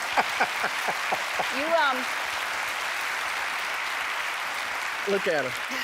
I don't know who to suggest right now, but any one of our sponsors or any sponsors this smile is $1 million smile. Yeah. She should be representing some company because that is $1 million smile right there. Thank you. So you're a Navy veteran, and this is the second time. So yes, ma'am. So 6 years ago? Yes, 2013 was my first surgery and first bout with brain cancer. It was stage 3 the first time, and the tumor was the size of an orange. I don't even understand that. Yeah, neither could I. But I mean, the size of an orange. What were your symptoms that you got to that point? So it was migraines was the most prominent, or the most that I'd gotten. I had blurred vision, and then when I would sleep sometimes, I would lay like on one side of my head, and when I could hear like a seashell noise from the fluid kind of swimming around in my brain, not going in the right directions. Wow. Yes. So you say, maybe I should see a doctor. Maybe I should go get this checked out. Yeah, and it actually wasn't me. It was my dad who said, because I was young, and my dad was like, you're gonna go to the doctor? I was like, no, I'm good. He was like, you should go. And so I went, and they said, have you had any symptoms? And I told them, and they said, well, let's do an MRI, and they came back and told me it's an orange on your brain. Wow. Yes. Okay, so you get rid of that. Yes. And and then you're clear for 6 years. 6 years. 6 years. Yearly scans between July and October I got scanned, and 6 years I was perfectly healthy. So no symptoms at all? None. And then you go in for a routine check, and they find another, how big was this one? About the size of a $50, about that big. But it was in the same location that I had gotten the first one. So from October 10th until, I want to say a week before surgery, Ray and I were in the doctor's office 3 to 4 times a week, every week. Doing MRIs, doing scans, blood work. You had to wear the device for 3 days. I had to wear this like wonderful headpiece that had like this wonderful little Balenciaga bag that came with it. That monitored me all day. It monitored my brain waves. It monitored me while I slept to see if I had seizures or was having any irregular brain activity. Luckily, thank God I wasn't. So I just luckily only had the brain tumor, and that was it. So that's gone now? The brain tumor is gone, and we start cancer treatment in about 2 weeks. Radiation first, and then chemo after radiation. All right. So, yes. Well, you're going to beat this because you have an amazing attitude, and you have to. We're going to take a break, more after this. We were just talking during the break, and I said what an inspiration you're going to be for so many people out there because It's one thing to get diagnosed once, and it's hard enough, but to beat it and then it come back, and then you have this. You're not sad. You're just happy. Tell everyone why you have this attitude. I have this attitude because I feel personally that God gives battles to certain people, just to let other people know that it's going to be okay. And I'm not going to lie and say brain cancer is a breeze. It's not. But positive prayer, positive people.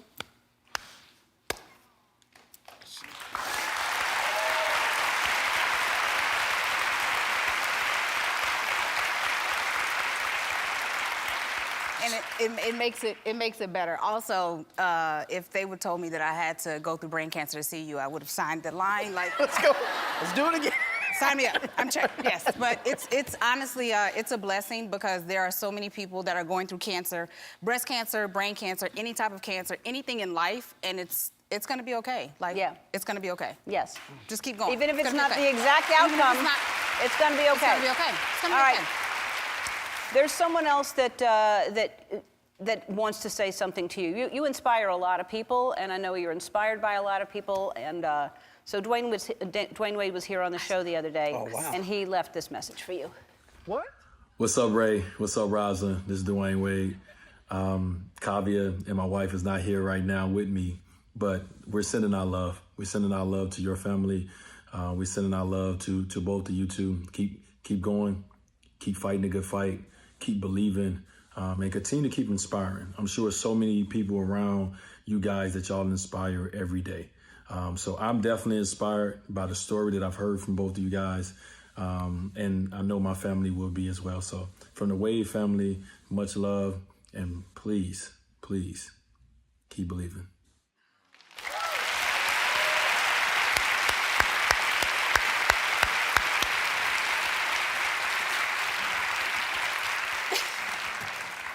All right. I don't know if you have any plans for Valentine's Day, but I just want to send you anywhere you want to go on me. Dinner is on me, so find a nice sizzler somewhere. And we going sizzler. Also, our friends at Honey Nut Cheerios believe that doing good makes you feel good, and as a gift for you, they want to give you flowers. Chocolates. Hey. Thank you. Thank you. Nice. This is some aggressive flowers. Very aggressive flowers. And also $25,000.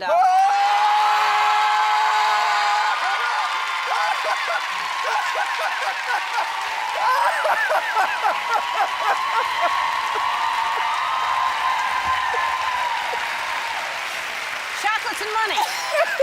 We'll be right back. A week ago, we posted a video of a 4-year-old girl singing to her mother who is battling stage 4 cancer on EllenTube, and then we shared it on Facebook. Over 27 million of you have watched it and were moved just like we were. Take a look.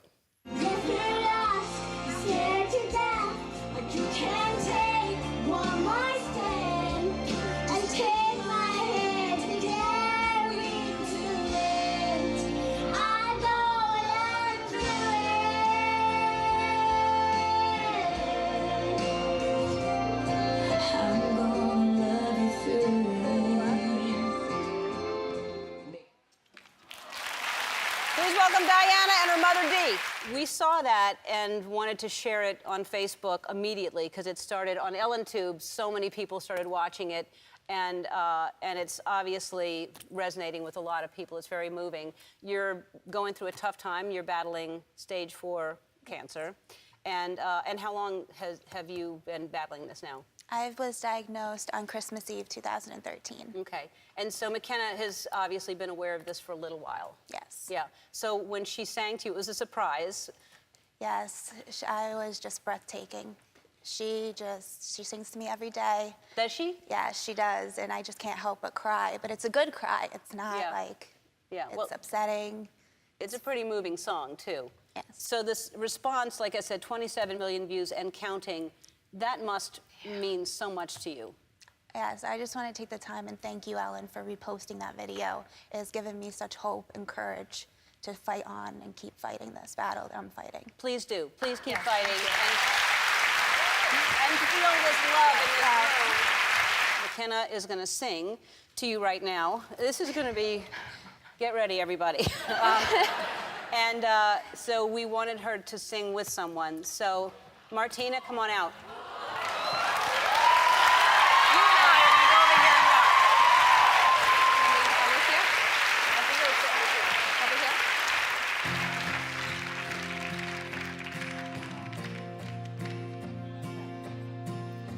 She dropped the phone and burst into tears. The doctor just confirmed her fears. Her husband held it in and held her tight. Cancer don't discriminate. Care just for 8. Free kids that need you in their lives. He said, I know that you're afraid, and I am too. That you'll never be alone, I promise you. When the wind I be strong, when you let go, I hold on. When your name cry, slam it on. You never try your eyes. When you feel lost, scared to death, like you can't take one more step. Just take my hand together, we can do it. I'm gonna love you through it.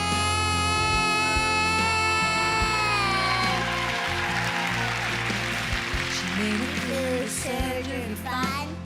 They said they caught just in time, but they had to take more than they planned. And now it's 4 smiles and baggy shirts to hide what the cancer took from her. She just wants to feel like one again. She said, I don't think I can do this anymore. Took her in his arms and said, that's what my love is for. When the weak, I'll be strong. You let go, I hold on. When you need to cry, I stand along.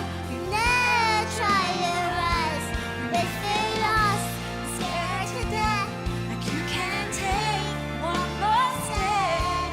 Just take my hand together, we can do it. I'm gonna love you through it.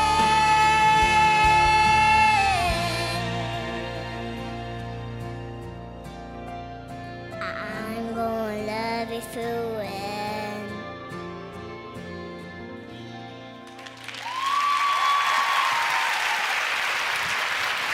I know you're going through a lot. I know medical bills are a lot. Shutterfly wants to help, and they want to give you $20,000.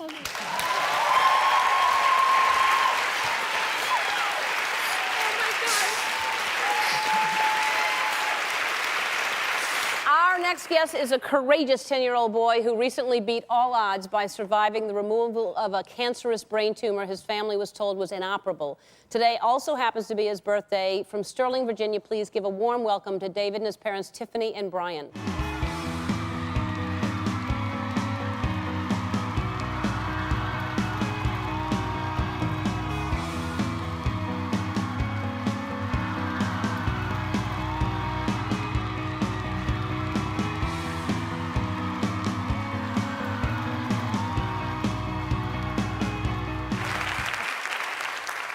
Hi, David. Hi. How you doing? Good. All right. Isn't it everything I told you it would be? It's Yeah. exciting, isn't it? It's television. All right, so tell me, first of all, thanks for being here on your birthday. Happy birthday to you. Thank you. 10 years old.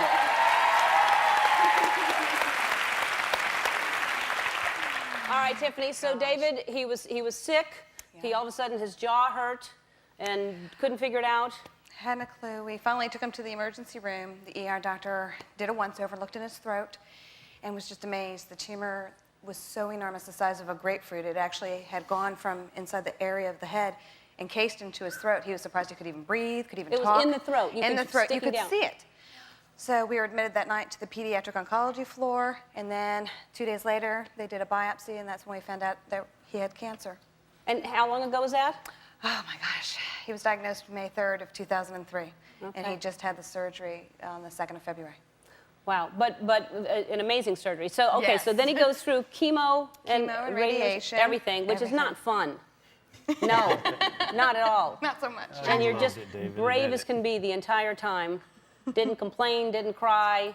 Nope. All right, so you go through that, and then you're told after it shrinks to the size of an apricot? Yeah, around there. Yeah, some kind of fruit. Some kind of fruit. They always compare it to a fruit, don't they? I don't know why that is. Yeah. Maybe just because he's a fruitcake. Who knows? All right. So we were. Let her get away with that. All right, so then they say after all that, it's inoperable. Right. We were left with no hope, and that's not an answer. No. So I went on the internet and I typed in the type of tumor he has, which is a skull-based type of tumor. I typed it in, and that's when I found the Skull-Based Institute and Dr. Shahinian. And from there, I Who is here, right? Is Shahinian in Los LA? Angeles? Yeah, Yes. he's in LA. He works out of the Cedars-Sinai Towers.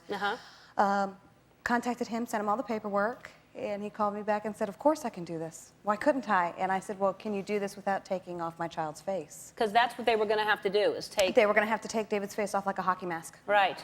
You don't want that, really, if you can help it. We didn't want it either. He was Yeah. scheduled for that, though. He was scheduled. And the surgeon re-looked at the papers and said, well, you know, I'm not comfortable doing this.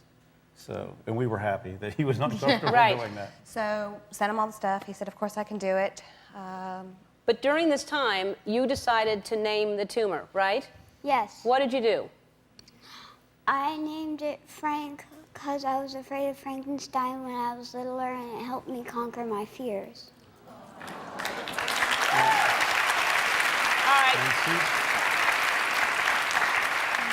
All right, so you name it Frank because it's a monster. It's Frankenstein, and you could put a face to it, and you decided to get rid of that monster. And then you decided to print bumper stickers up to raise money. That was Dad. Decided to print them Brian, up. you decided to Yeah, we kill decided, Frank. well, that's basically the family motto, Frank must die. We want the tumor to die. Right. Just so David can live. Uh-huh. So we create the bumper sticker, and then, of course, Tiffany put it on eBay, and that's where everything started happening with the press. Well, here's the man you say saved your life, Dr. Shahinian. Come on out.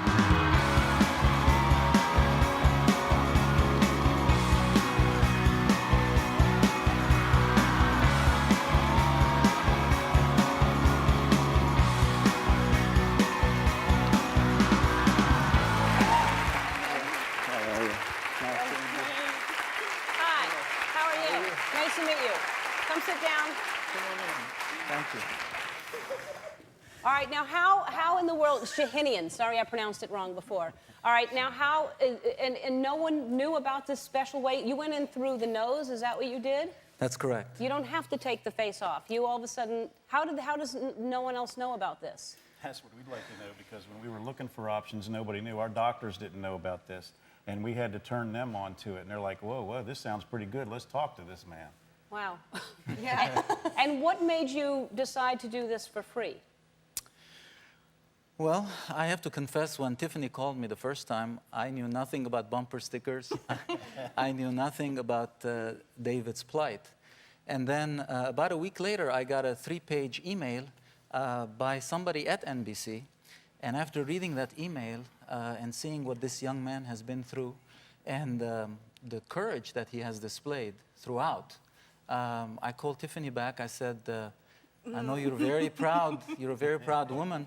But if you can put your pride aside and let me do this, because this is what I do, and I'd like to offer my services, and that's how we did it. Good for you. Good for you. And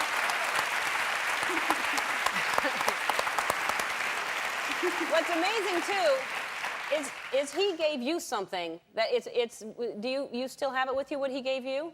I do. I have. I think it was 2 or 3 days after his surgery, David gave me something very special that I carry with me, and I like to say now that it's a special pebble. It's a two-way courage pebble. So the person who gives it, I thought he was giving it to me because he displayed a lot of courage. And then he told me that he gave it to me because he thought I had a lot of courage. So it's a two-way courage pebble. How come you're so special? How come? I don't know. You're pretty amazing. Come on, give All Dad right. the credit.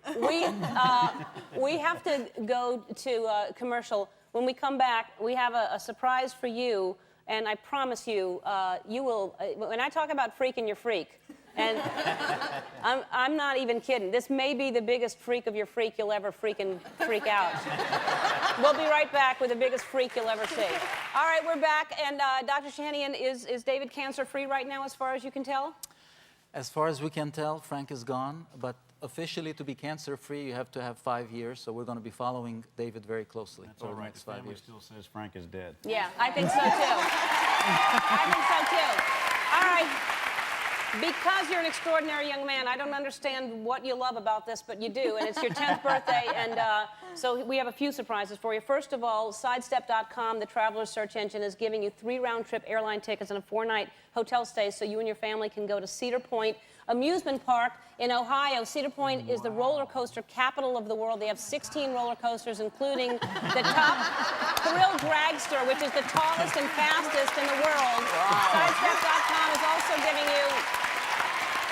They're also giving you 3 sets of round-trip airfares so you can come visit for the next, to see Dr. Shahanian, because you made a promise that you have to come visit him every year. So you're going to do that.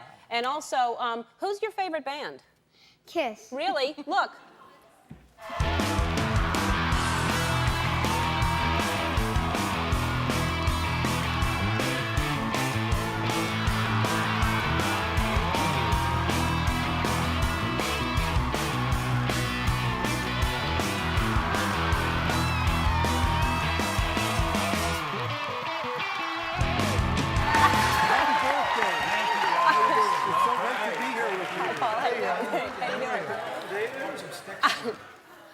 We've got some surprises for you. David. David, look, gee. Here's a guitar. Look at this, David. Look at this. Here's a guitar signed by the whole band. It's an official Silvertone Kiss guitar. Just for you.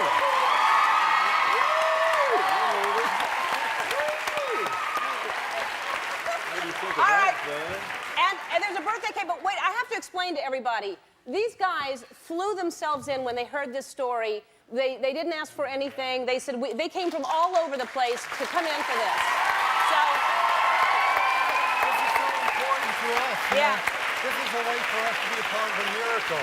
Yeah. You know, people talk about we're past the age of miracles, but you know, here's proof David is a living miracle, and we can all be a part of it. And we're honored to be here with you on your birthday. All right. Happy birthday. She's going to give you a high five. Hey, come see your cake over here. Missy Elliott's going to perform after this. We'll be right back.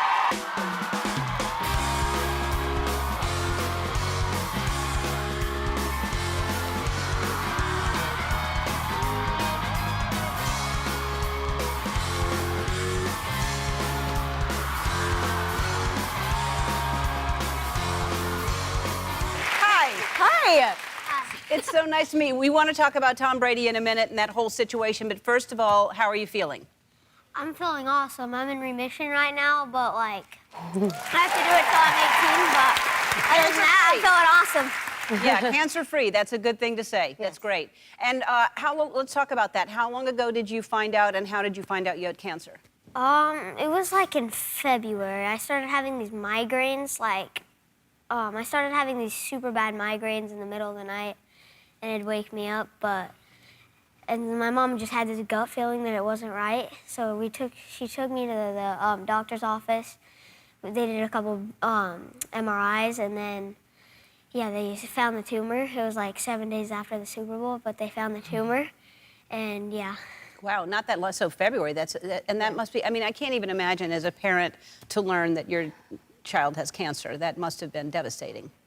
It is what they say. It's like a parent's worst nightmare. It's one of those things where, yeah, you don't expect it, and then all of a sudden you're in it. Yeah, and somehow you could relate to him. This is a crazy story. Yeah, well, Noah had 2 brain surgeries within the span of 3 weeks.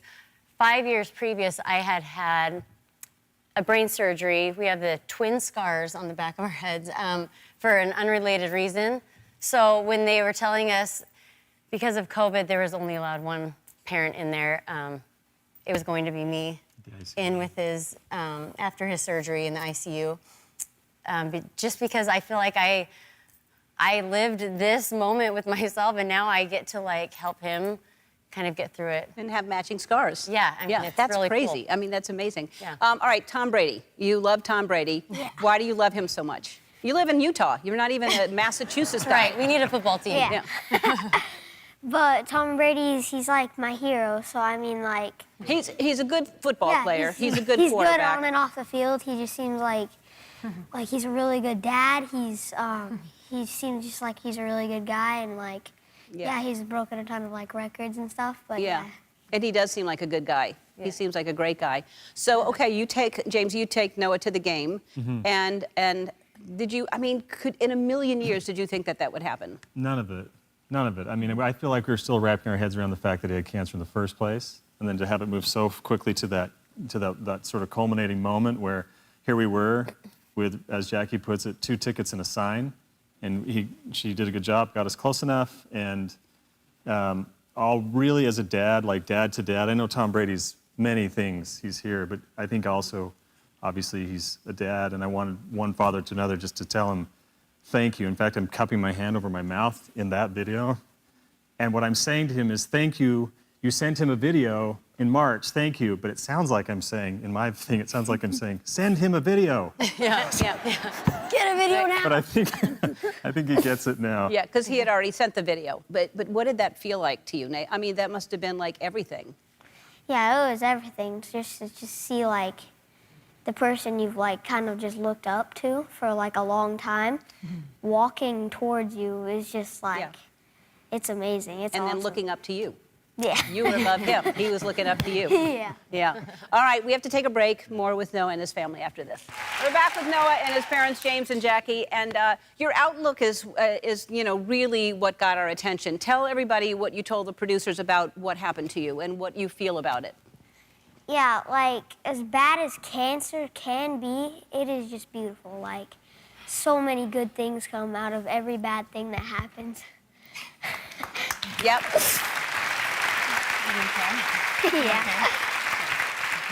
Yeah, like you said, there are blessings that come out of it, and in just showing, I mean, Tom is obviously a really great guy, but it's just how everybody else responded to it as well. It's not just what Tom did, it's just all of us watching that and seeing it and saying, what a beautiful story this is, and what a beautiful guy you are. So what are you doing for the holidays? What's happening? We're just really staying home because like we're all just staying home skiing and stuff, and we're not going to the hospital like every day anymore. That's a holiday. That's a good holiday. All right, well, I have some plans for the holidays. I have partnered with a great company. It's called Five Below. They offer the newest and coolest items, and everything is practically $5 or less, which is perfect for holiday shopping. And they know you've had a tough year, so they want Christmas to come a little early. So take a look at what they've sent over.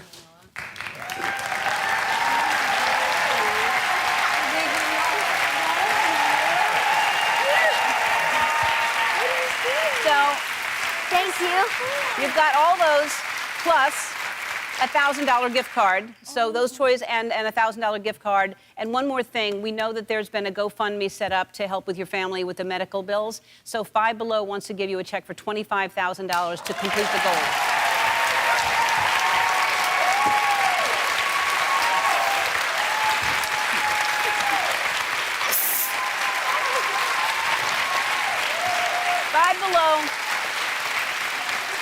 Five Below offers incredible prices on everything, so it's easy to find all your gifts. Check out fivebelow.com to find a store in your area. So, how did you find out that you had cancer? Annual mammograms.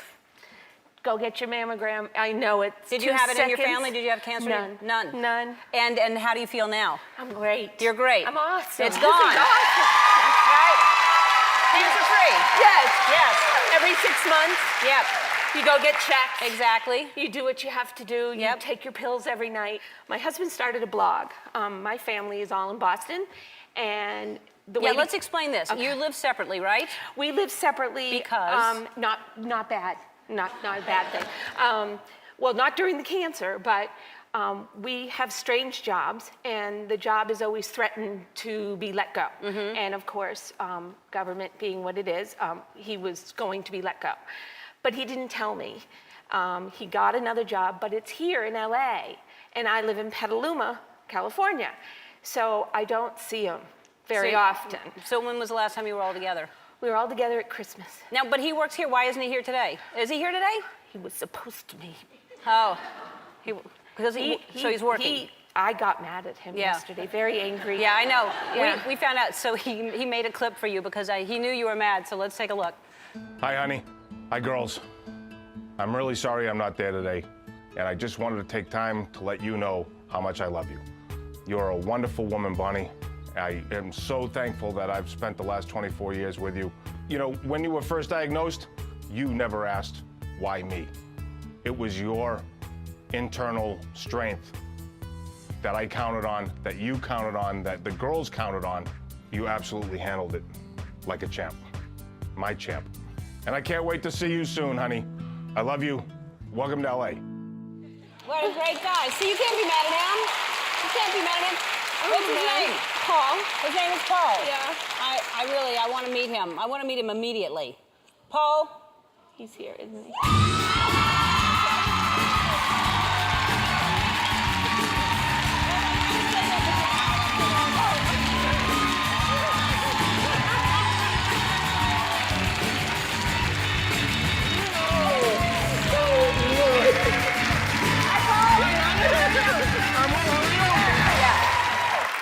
I called him and I said, we're leaving, you better be here. If you're not here, there's just no excuse. I'm not gonna forgive you for that. You're gonna miss Ellen.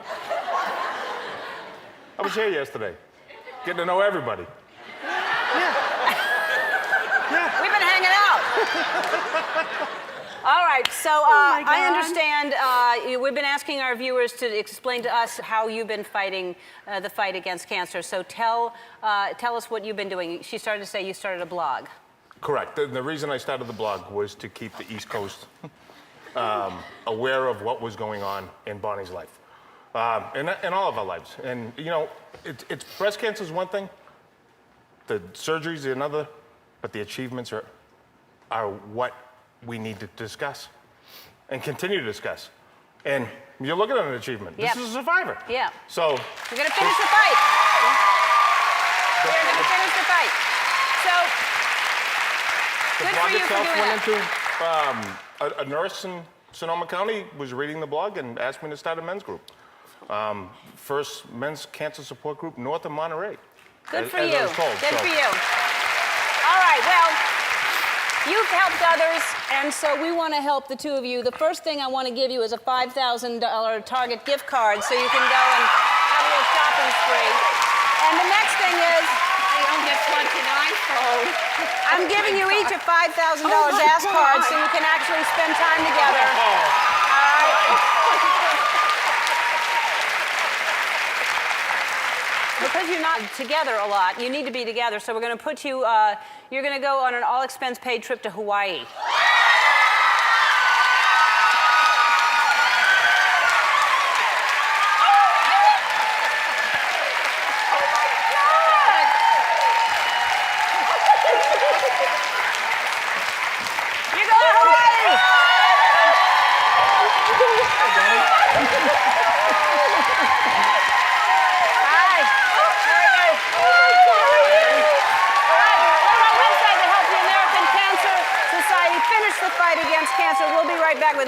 After this.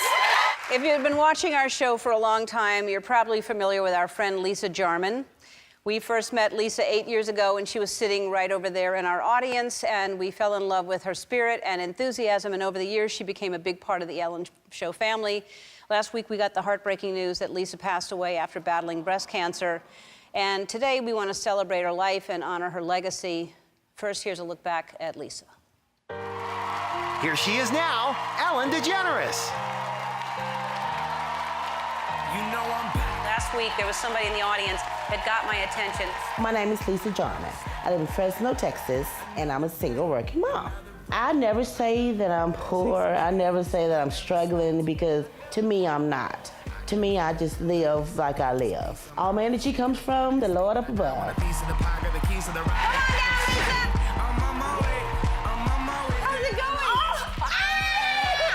Ellen brought me on the stage. I sat where stars sit, my butt.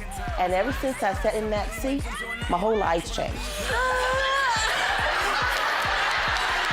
Okay, so here's what happened. We saw that. Okay, not yet. We saw that energy, and I loved it so much. And I said, I want to meet her. Well, listen. And I love you even more now talking to you. And we know a little bit. You. Oh, thank you. And I love your reaction when you're surprised. So I want to surprise you again. No. Why not? Why not? Don't do that. I'm going to surprise you. Okay. I know you need this. I know you need a new... What? A brand new car. Don't do that.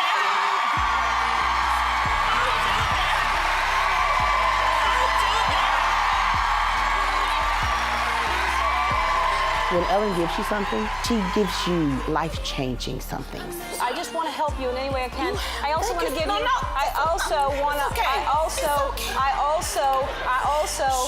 I want to give you all 12 days of the giveaways. I almost lost my mind. No. Whose life wouldn't be changed after that?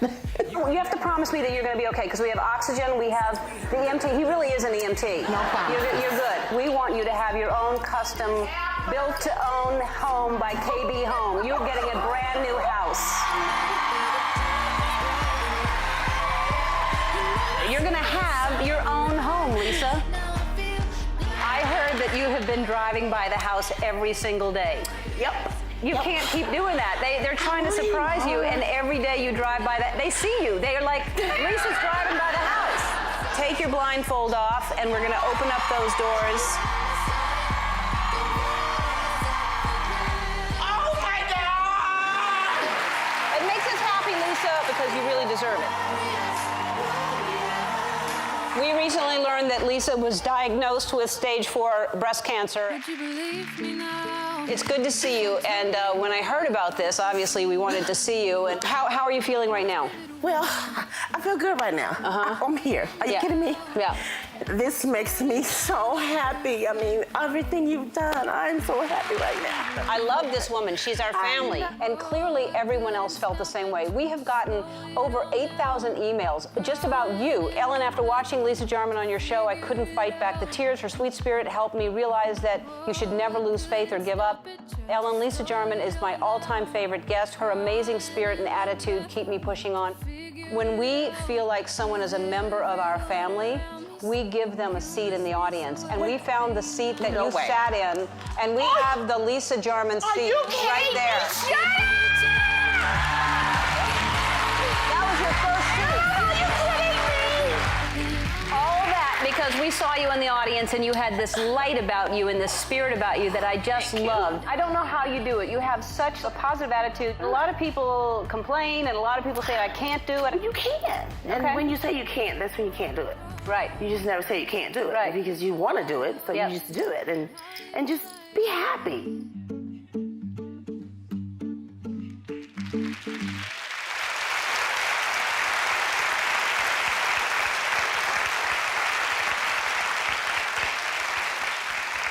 Every time Lisa was here, her best friend Renita was right by her side, and Renita is here sitting in her seat today. Hi.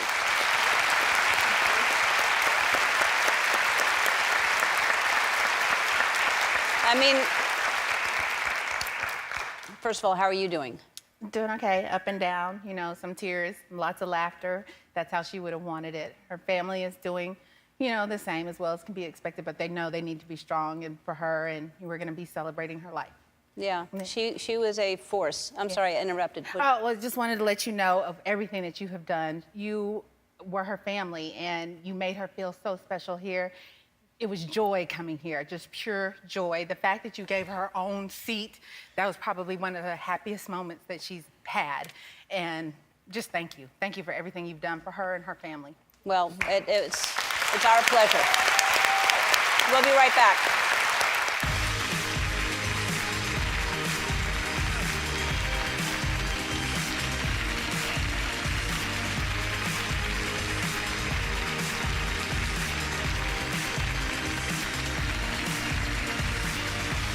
You were diagnosed with breast cancer in 2007, is that right?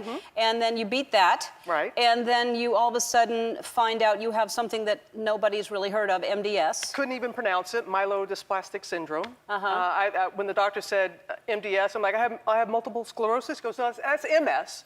You have MDS. And like you went on the internet for your bone spur, Yeah. I did the same thing. You don't want to do that. You don't want to do, you just, and after all those years of telling people not to go on the internet, but what it is, I'm very grateful for the treatment that I received for breast cancer. It saved my life. I fell into that rare category where it affected my life and put it in even deeper jeopardy. MDS is what used to be called pre-leukemia. It's a bone marrow and blood disorder. And I had to thankfully have my sister be a perfect match.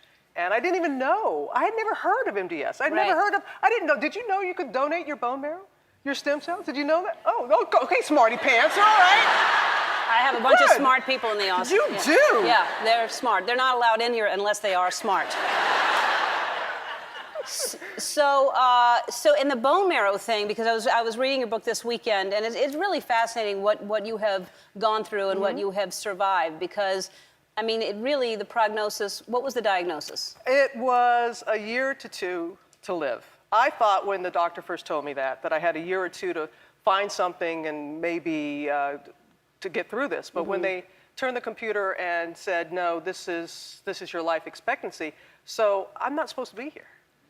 I'm not supposed to be here, but I am. Boy, am I ever. You're dancing. I'm dancing and everything. There's so many, and the timing of when you were diagnosed was the morning that GMA became the #1 morning show, which is something that meant a lot to all of you, obviously. You're looking forward to that moment to be #1. And then you didn't want to share the information with anyone because you wanted to celebrate that. It's life. It's a roller coaster. Yeah. For many years, I had been wondering, what's it going to feel like when we're #1? And so in my mind, I'm like, I'm going to be dancing like this and doing all those different things. But that same day, I was diagnosed and told I had a year or 2 to live. So you have the high of being #1 after so many years, and so thankful that we remained there because of our great audience. And then to get the diagnosis, and then to go to the party, and I'm doing limbo with my colleagues and all those things. But this is what I remember, being on this rooftop at this party and just standing back and looking at everybody and saying, this is not how I thought it would be.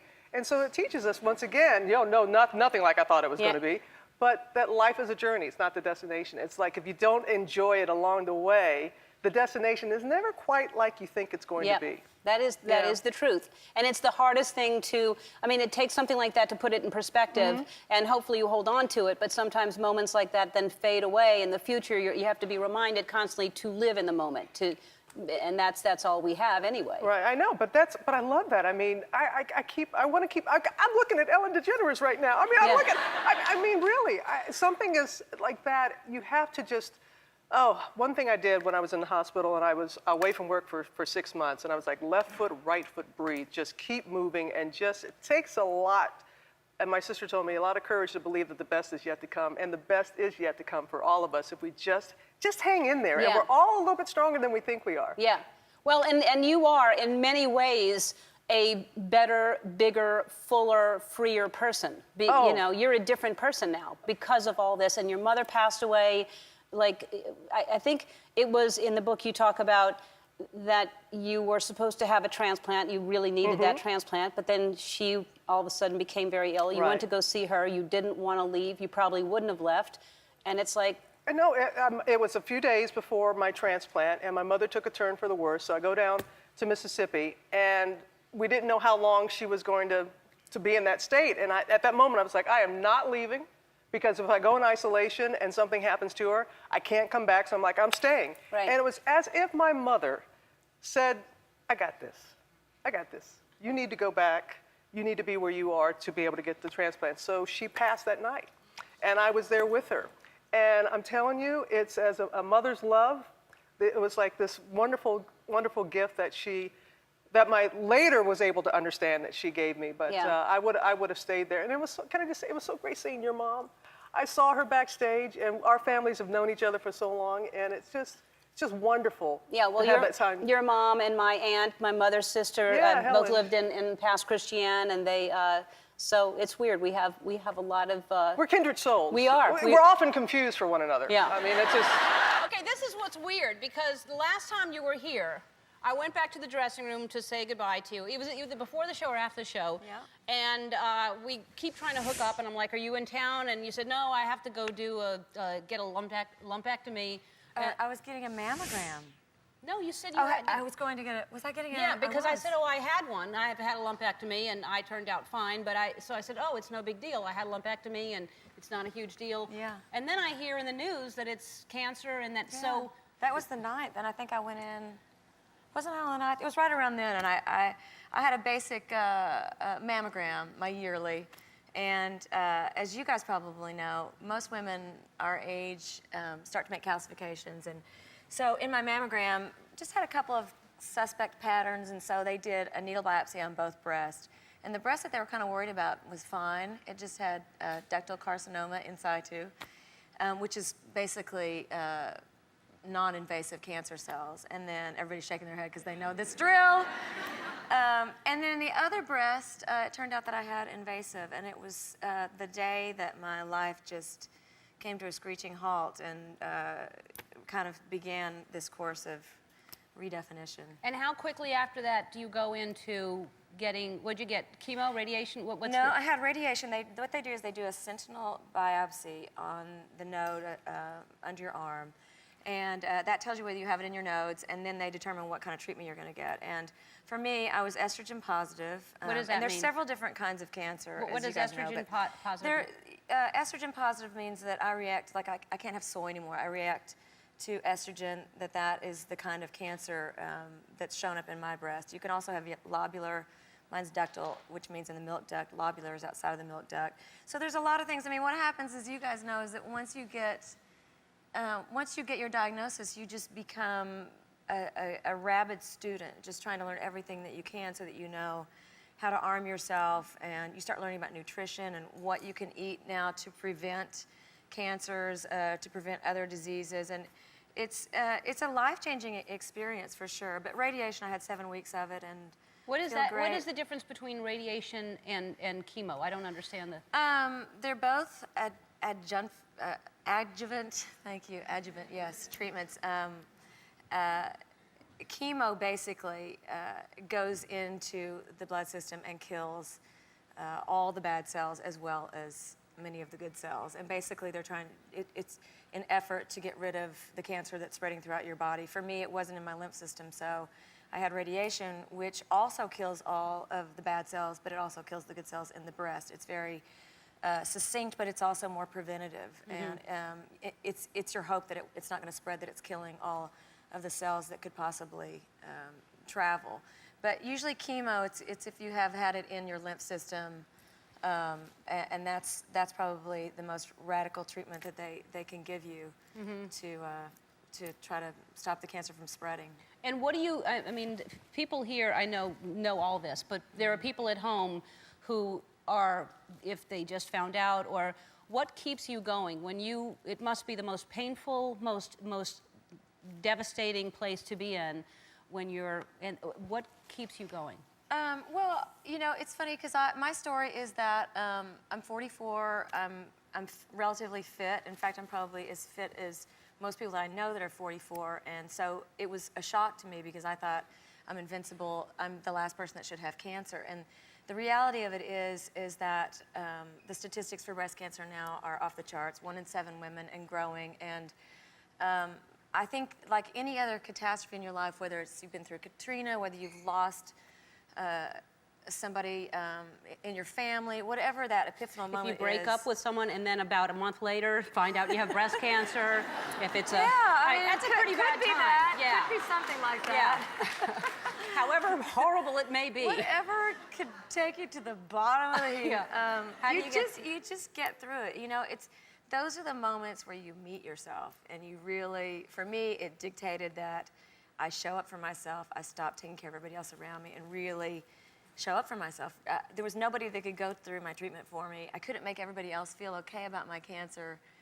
I had to just hunker down and be in the emotion of it. And I think that most women, most even men who've had breast cancer, I've not met any, but there are men that have had it. But the More and women, more now, right? Yeah, Isn't more and that- more. yeah. More and more. But the women that I've met say that it was always an expanding experience, an experience that created expansion in their life and redefined how they lived.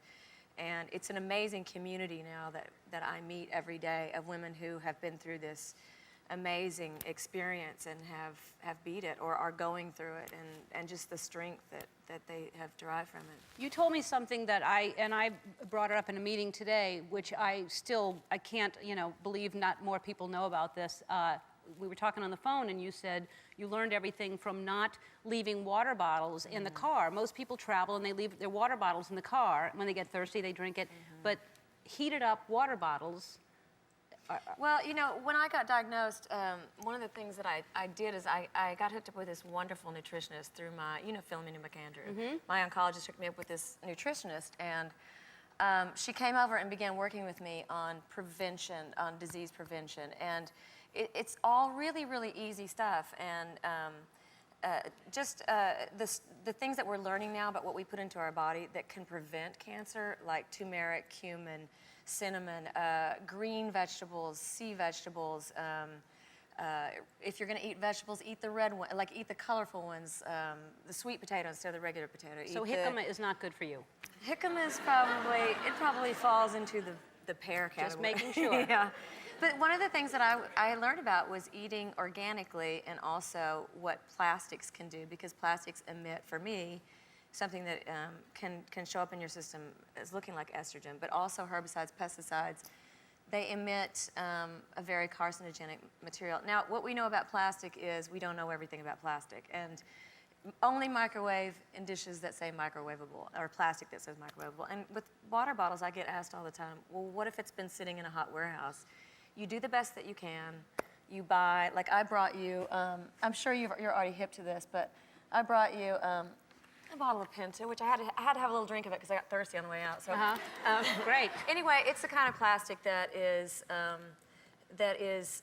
supposed to be the best kind of plastic. Really? Yes. That's what I drink is Penta. That's what I heard. As well as it has oxygenation in it, and it's supposed to be the best kind of water. So there are certain plastics that are okay, because now I'm freaked out about anything that's been hot. I won't drink water. No, you should drink water. Yeah. But actually, the best thing to drink is tap water, and it's because. No. Yes. Not in LA. No, it's true. If you have definitely if you have a filter, but bottled water is not. There's no regulation for bottled water. So, but there's strict regulation for tap water. Okay. Well, we should put some tips up on the website for And people we've at got home. them on our website too. So. All right, because people need to learn about all this stuff. Like that, I didn't know. All right, we have to take a break. When we come back, we'll talk to Cheryl some more. We'll be right back. All right, so diet tips, we're going to say that you can go on the website and get more, because that's basically it, right? Yeah, I mean, there's a lot of stuff to know, and it's easy to find out because the web is just amazing now. So you can go. I've got several links, and I'll make sure you have them too.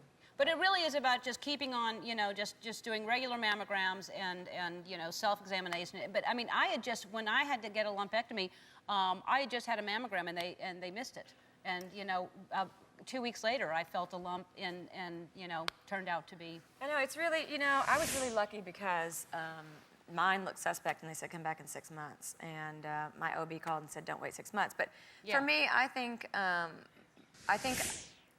my message is because I was so lucky that it was caught so early, that until we find a cure, early detection is the best prevention. Yeah. It's the only possibility at this point. And so it's true. And the other thing is, is that obviously for women my age, you should be getting a mammogram from 35 years old on. And if there's a doctor that won't let you have one at 35, then go to another doctor. Because really, it's getting younger and younger, and knowing your family history. Those are the two things. And you said you're going, how soon are you going for going your 6th month? October 3rd for my 6th month. See how. Yeah. That's great. Yeah, I'm excited. But you feel great. You said you were running through I feel great. Yeah, one of the things that they tell you about that radiation is that it really saps your energy. You don't lose your hair, and which is the upshot, but you are definitely lethargic. And so I allowed myself to take naps, which is something I'm not used to doing. But I did. I jogged all the way through my radiation and went and rode my horse every day and tried to keep life as normal as possible. And so, I'm still jogging. Well, that is the important thing, is to just keep positive and healthy and happy and absolutely. Yeah. Yeah, and it's about really, I think that we can go all through the scientific aspects of disease, but I think you have to also weigh in the metaphysical aspects, and a lot of that is attitude and how does it tie into your life and how you see yourself in your life. And they're just things that we don't know, and it's too easy just to look at the scientific aspects of it. Yeah, it can be a wake-up call if you really pay attention to a lot of things. It just shifts you in a different direction, and it's a harsh way to be shifted, but sometimes if you look at it, like you said, you find out who you are in the toughest times. Yeah, absolutely. And hopefully we learn these lessons without having to go through a diagnosis, but sometimes that's what it takes. Yeah. Well, you look great, and I'm glad you're doing well, and let us know as soon as you find out. I'll call the show. You can put me on the air. Okay. Oh, I'm clear. We can do it. You can log on to our website to purchase a copy of Cheryl's CD, Wildflower. What happens when you're only 29 years old and you're told that you only have 1 year to live? Take a look. I think I was born to be a chef. It was my calling. I couldn't imagine doing anything else. It's just something that I have to do.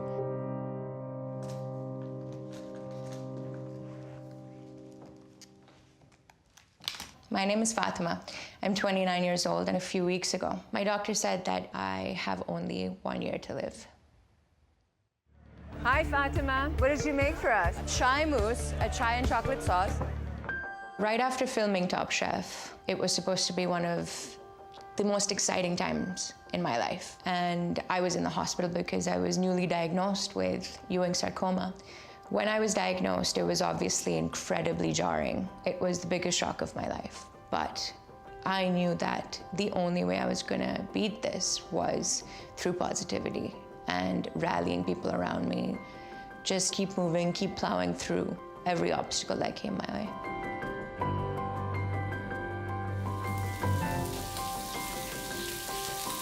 I can't believe that we are going to go and see you very soon, Ellen. It's just definitely a big moment in both of our lives.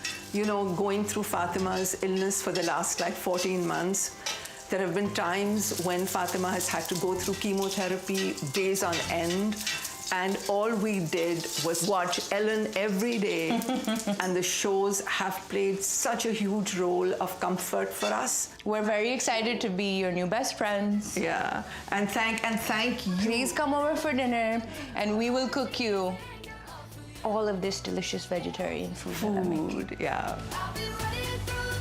I made a special taco for you guys tonight. Truffles! I'm so looking forward to this next year because I'm surrounded with so much positivity.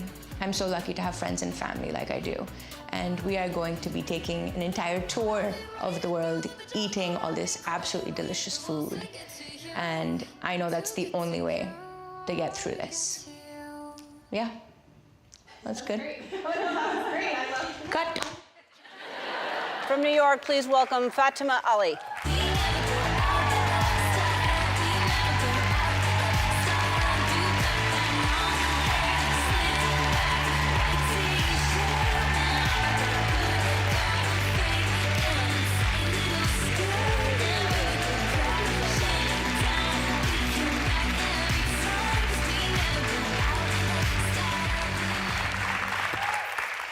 Am I saying it right, Fatima? Yes, Fatima. you can call me Fati. Fati? Yeah. Okay, do people call you Fati? Yeah, my friends do. All right, well then I'll call you. Like I said, you're becoming my new best friend. No, I am your best Yeah, friend now. perfect. We're for sure best friends. So this is very inspiring. You get on Top Chef. First they came to you and wanted you to be on the show, and you said, no, I'm not ready, come back later. That's which right. is amazing. Yeah. So how many years later did they come back to you? 2. Okay, 2 years later, then you're on Top Chef, and you do pretty well. Yeah, I do pretty well, and thanks to the fans, I won fan favorite. Yes, which some people say is better than winning the whole thing. So I have that under my belt. And Top Chef was absolutely incredible. I made wonderful friends. They've been so supportive through this entire journey. Yeah, so you're on Top Chef, then you're off Top Chef, and it's like a year or so after you're off the show, right? No, it was a few months after just a I few was months. diagnosed, yes. Okay, and what did you feel that you thought you needed to see a doctor? So after, maybe 2 months after filming, I had this dull ache in my left shoulder, which I ignored for a couple more months. I got an MRI, and within 4 hours, he calls me on my cell phone. And he's like, look, I hate to do this on the phone, but I don't want to waste any time. He's like, this could be something very serious. I feel like you should call some family to help you through because I'm going to refer you to an oncologist. So after we went to Memorial Sloan Kettering in New York, and I got my biopsy, and it came back that it was Ewing sarcoma. Which is usually pediatric, right? Yeah. So this is so rare. So Absolutely. it's not just pediatric, it's pediatric and male? White male. White male. Yeah. Okay. Little white boy cancer. Right. You're you're a little white boy in your soul. Apparently. Yeah. Okay, so you go through chemo, you go through everything, you think it's all clear, they think it's all clear. Yeah, that's right. And then all of a sudden, how did this come up that they say you have a year left? So in July, I had clear scans. I was technically cancer-free. And I had this weird ache in my left hip after we moved to Los Angeles. And I had this nagging feeling that something wasn't right. So we went back to New York, got another PET scan, and my doctor sat us down. And they were like, look, the cancer's back. It's metastasized. The chemo has not worked. And I looked at my doctor, and I was like, tell me straight, like, how long do I have? And he's like, a year. It's a lot. Yeah, that's a lot to hear. Yeah. It's crazy. Yeah. But life is crazy. Yeah, it is. And God, and you're so special. You're such a special little white boy. Thank you. All right, we're going to take a break. We're going to talk about your plan and hear what you're going to do. Awesome. All right, we'll be back. So let's talk about this. And I was saying during the break, this is really hard. It's never fair. Anyone who is dealing with anything, you just think this isn't fair. But you know, you get to live the way we're all supposed to live. And who knows what tomorrow brings. You just happen to have this diagnosis, but we all should be living like that because none of us know what tomorrow is. So what is your bucket list? What are you doing? What's now? Well, I get to cross this off my bucket list. This is huge. Yeah. And I'd like to meet Twitch at some point. All right. I don't know where he is. Where's Twitch? You should meet. What up? That's enough. Okay, cross that off too. But honestly, I have so many restaurants I want to go to around Europe. You're obviously invited, so is Portia. And you know, go to Italy, go to France, go to Spain, go to South Africa, go on like a safari. So many things I want to do. You should for sure go on safari. Yeah. Yes, and so you just want to travel the world, eat at some of the best restaurants, and your friends have started a GoFundMe page to help with expenses, right? That's right, and you know, we're going to give a lot of it for research for Ewing sarcoma as well to the foundation. So I've been very lucky. I have wonderful Top Chef friends. Adrian set up the GoFundMe, and it's exploded. It's great. And Padma's been a good friend to you as well. She was there with you. I saw the photos of that. That's great. We love her. All right, well, we want to be a part of helping with that. So our friends at Shutterfly want to make sure that you get to do everything you want to do, so they're giving you a check for $50,000. Oh my God. To help.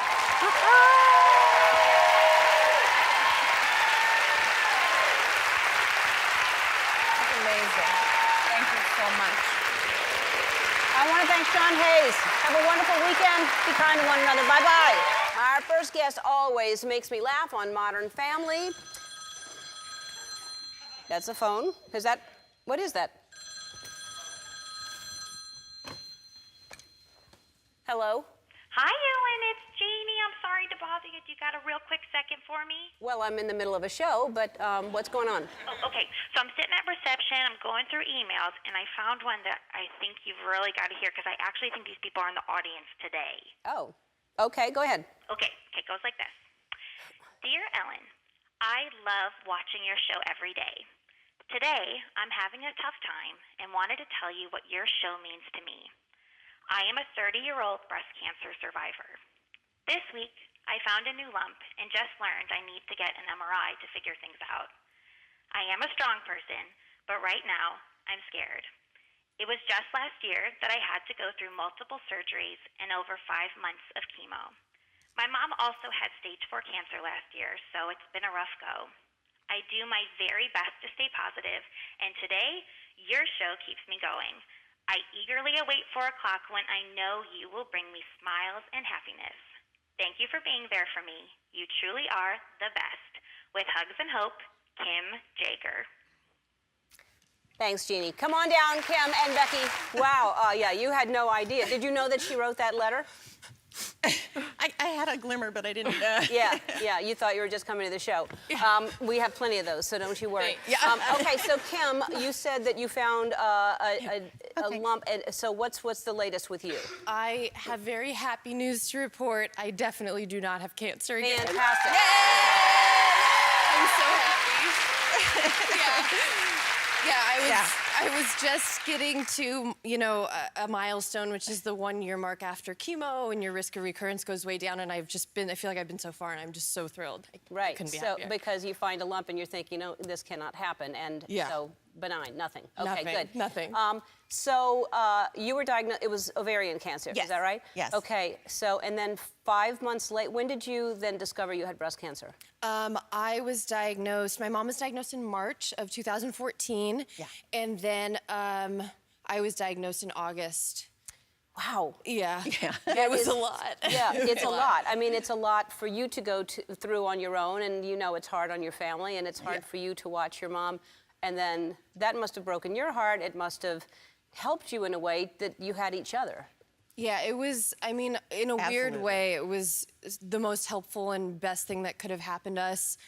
It was a terrible, terrible thing to have happen, but my mom was right there the whole time, and it was like, when I had to go have my big surgery and my chemo, I already knew what the infusion room, looked like, and my mom and I actually carpooled to chemo together, and we had treatment across the hall. And when I lost my hair, she already had her hair gone, and it was like it was somewhat comforting in a way. That's just like you were comforting, because in her chemo room, they have the TV set up there just as a distraction, and you were the best. You always made us laugh. It was We something always looked forward to you. every time we went. really did. It was like the bright spot of our day every day. You helped make it a party, because we would sit there, and then we'd have her fiance Derek and her 2 sisters, Minnie and Lindsay, would come in, and they'd go out for lunch. They'd bring us lunch, and we'd sit and watch you and laugh. And laughter is the best medicine. It sure is. Well, you know what? I think it should be mandatory in any chemo area for my show to be on. Right. Because it Right. actually It should be. It should be part of chemo Ellen. Yeah. That's right. Just But no, I really do hear that a lot from people, and it makes me, I'm very moved and honored by that I can help in any way get through something like that. So you had been with your boyfriend for 10 years, is that right? That's right. We had been together over 10 years. And you weren't planning on getting married anytime soon? No, no, not really. We had thought about it, but we didn't really plan on it. But then when my mom got sick, I just wanted to make sure that she could be there. She could be there. Yeah. So you got engaged. We got engaged. Then you were diagnosed. So then you put plans off for marriage. I was diagnosed 3 weeks after we got engaged, and we kind of put the pedal to the metal because time was of the essence. And so we really started planning. And then all of a sudden, I had my own cancer, and I had to have hair, and my hair was going to go away, and my boobs were going to go away. So we set a date in September. We were supposed to get married in September, but now it's been postponed till summer. Again. Yeah. All right. Well, okay. So this summer you're getting married. Yes. So I want to give you some wedding gifts. So it's something old, right? All right. Something old, and I have something old for you. It's an old wedding dress. Oh my God! I'm gonna wear it. Yep. It's an old wedding dress, and then something. Yeah, it's gonna fit perfectly. Have a seat. Then something new, and it's Ellen Garter. Oh my God! That. Thank you. Okay. That's so cool. Something borrowed, and I think you're gonna like this a lot. The guy who trims my bushes.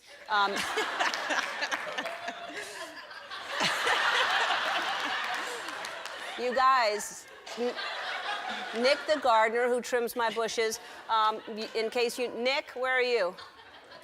Okay, so Nick. There you go. Thank you so much. Nick, you're overdressed. It's summertime. Yeah. Okay. We'll see you later. Okay. And then something blue, right? Something old, something new, something borrowed, something blue. Yes. And blue it's easy. I mean, there's blue all over my set. It's my favorite color. But I thought you should actually have something green because weddings are expensive. So $10,000 is what I want to give you.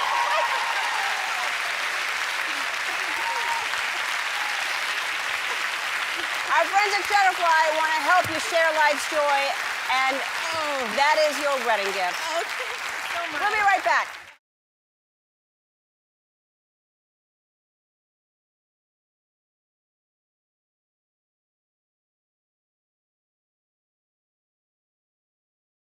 I want to talk about something right now. I got a lot of emails and Facebook posts about a girl named Talia. 6 years ago, Talia was diagnosed with cancer. She is 13 years old, and she is an aspiring makeup artist, and she said it was her dream to meet me. And so, of course, then it became my dream to meet her, too. So please welcome Talia.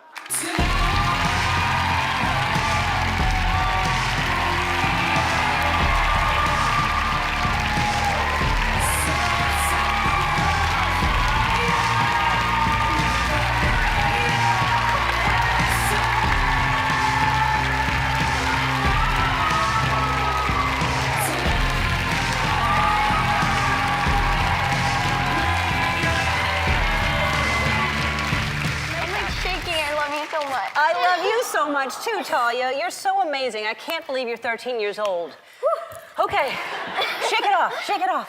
This is so fantastic to meet you, and you really are an amazing makeup artist. When did you get interested in makeup? When I was first diagnosed 6 years ago, my mom's friend Tammy, she also is a cancer survivor. She brought me over to her house so we can like bond and talk about stuff. Right. And basically she showed me her makeup, and ever since I was like fascinated with the colors and the things, and it was just amazing. Wow, 6 years ago you started this. Mm-hmm. So, okay, and I don't know. But now you have like 14 million views on YouTube. You teach people, you give them tips, and you become very, very good at it. Thank you. Now, you know I'm a cover girl, obviously, Yes. you know that. And CoverGirl heard your story, and they want to make you an honorary cover girl. So you are now...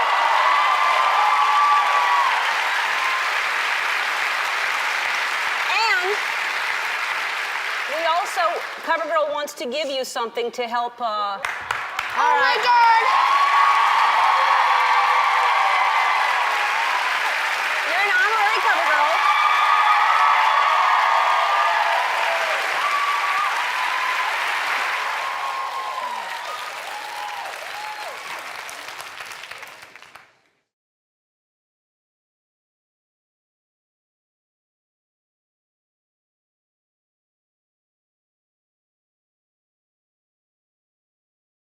Here is an email I got. I'd love to read it to you. It's from Britney Burson in League City, Texas. Ellen, I'm a single mom, work full-time. I do the best I can. My mother is the most amazing person in the world. She's fighting stage 4 breast cancer.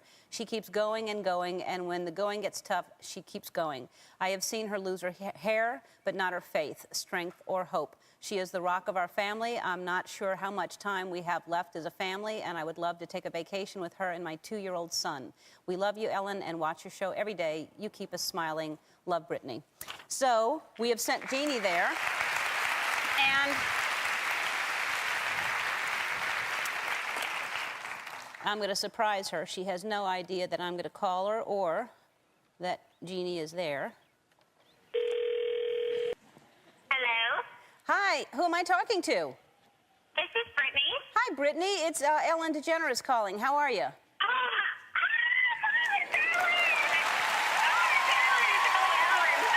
How's it going?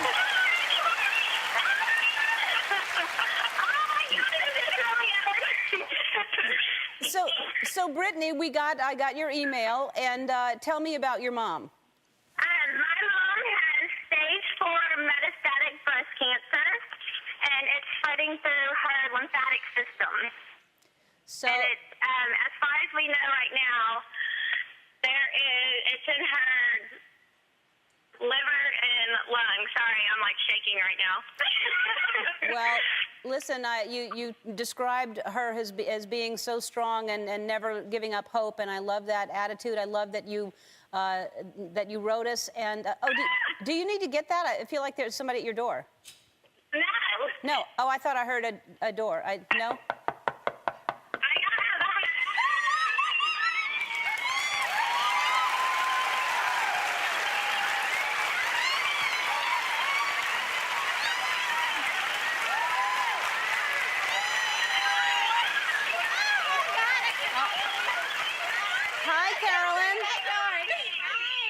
Hi, Carolyn. Hi, Britney. And hi, doggy. What are your doggy's name? Can we hang up? Sure, you can hang up. You can hear me now, right? Yes. Uh-oh. Well, listen. Awesome. First of all, congratulations. That's a brand new house. You just bought that house, right? Is that the one you bought, or you bought another house?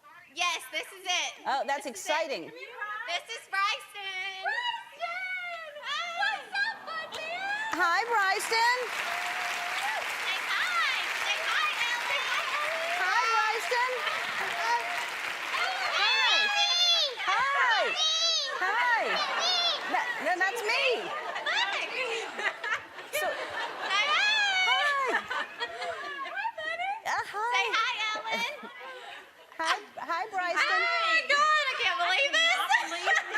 Well, I'm sorry.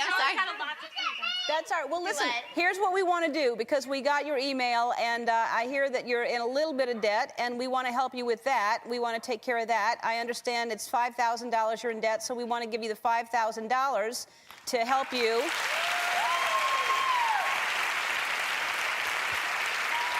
There you go.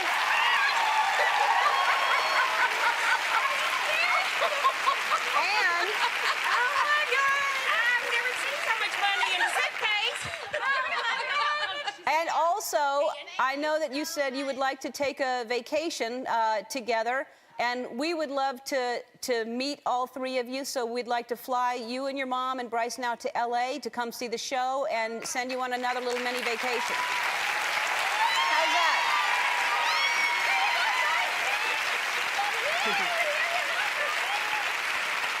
All right. I can't wait to meet y'all. I'll see you later, okay? You're amazing. I love you, Ellen. Well, you are awesome. Thank you. I love you too, and I'll see you real soon, okay? All right, Ellen. Thank you so much. You're amazing. Bye. We received countless tweets, emails, and calls about our next guest. She is a fearless 17-year-old battling brain cancer. I wanted to meet her, so Courtney Wagner, come on down. Hey, Courtney. Hi. How you doing? I'm doing very well. Yeah. I'm here at your show, so I'm. I know you thought you were just coming to the show.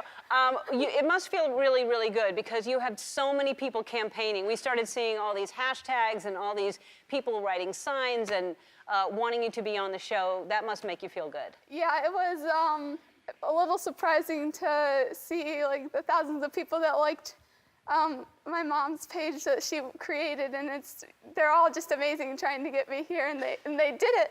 Yeah, and, they did it. We saw it. Yeah. I can't believe I'm here.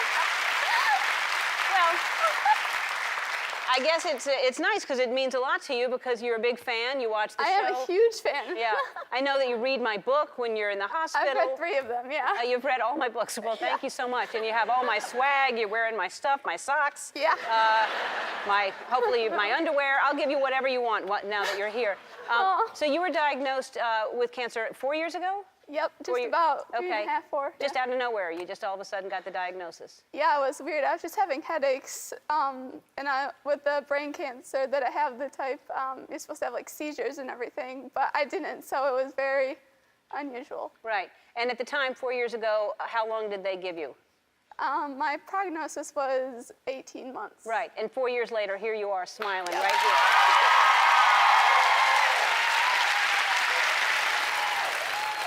I love that I make you happy and that I make you smile, because I do think that counts for a lot of things. I think that helps people feel good in many, many ways. Absolutely. And so what did you say to your doctors when they said, because you used to play soccer and everything, right? Yeah, I still do play, well, at least I try. But I told my doctors I didn't want cancer to define who I am, and I said, you better fix me, because I'm not going to go through this, and I wanted to be a normal kid like everybody else. I didn't want to be known as the cancer, like Courtney who has cancer. So I told them, you better fix me, because I need to go play soccer and do whatever else I want. Well, it's that attitude that's gotten you here today, right now.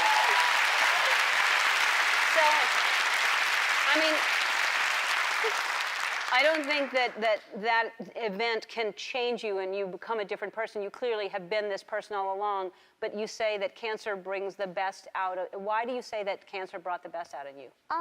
I feel like it's made me a stronger person, and you have definitely helped through that, and with my community has stuck with me through this whole time, and family and friends. It's just been amazing how much people care about me and wanted to help me any way possible. Well, love is, it certainly does show you how many people love you, and love is very healing, obviously. Yep. I know your mom has she's staying home and taking off work because she has to support you. There's a lot of medical bills. Our friends at Shutterfly want to help. Their vision is to make the world a better place by helping people share life's joy, and they agree with me that you're making the world a better place, so they want to give you a check for $15,000.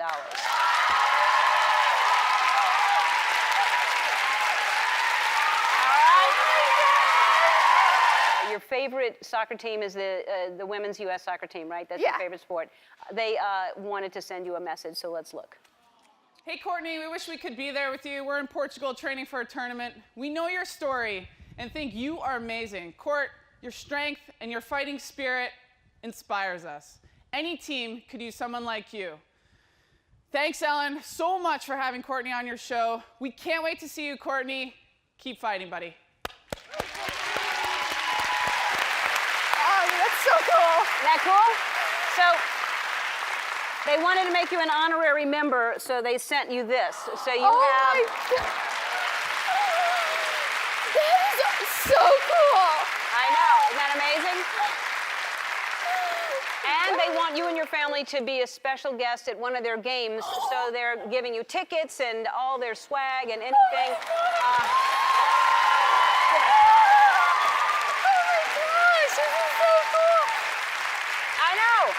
Cool stuff. Oh my gosh, I told my mom I wanted this ball for my birthday. Oh, well, you have the ball. You have anything you want. And by the way, I want you to go shopping in the Ellen shop before you leave. Anything you want, get as much as you want. It's all on me, okay? Get anything you want.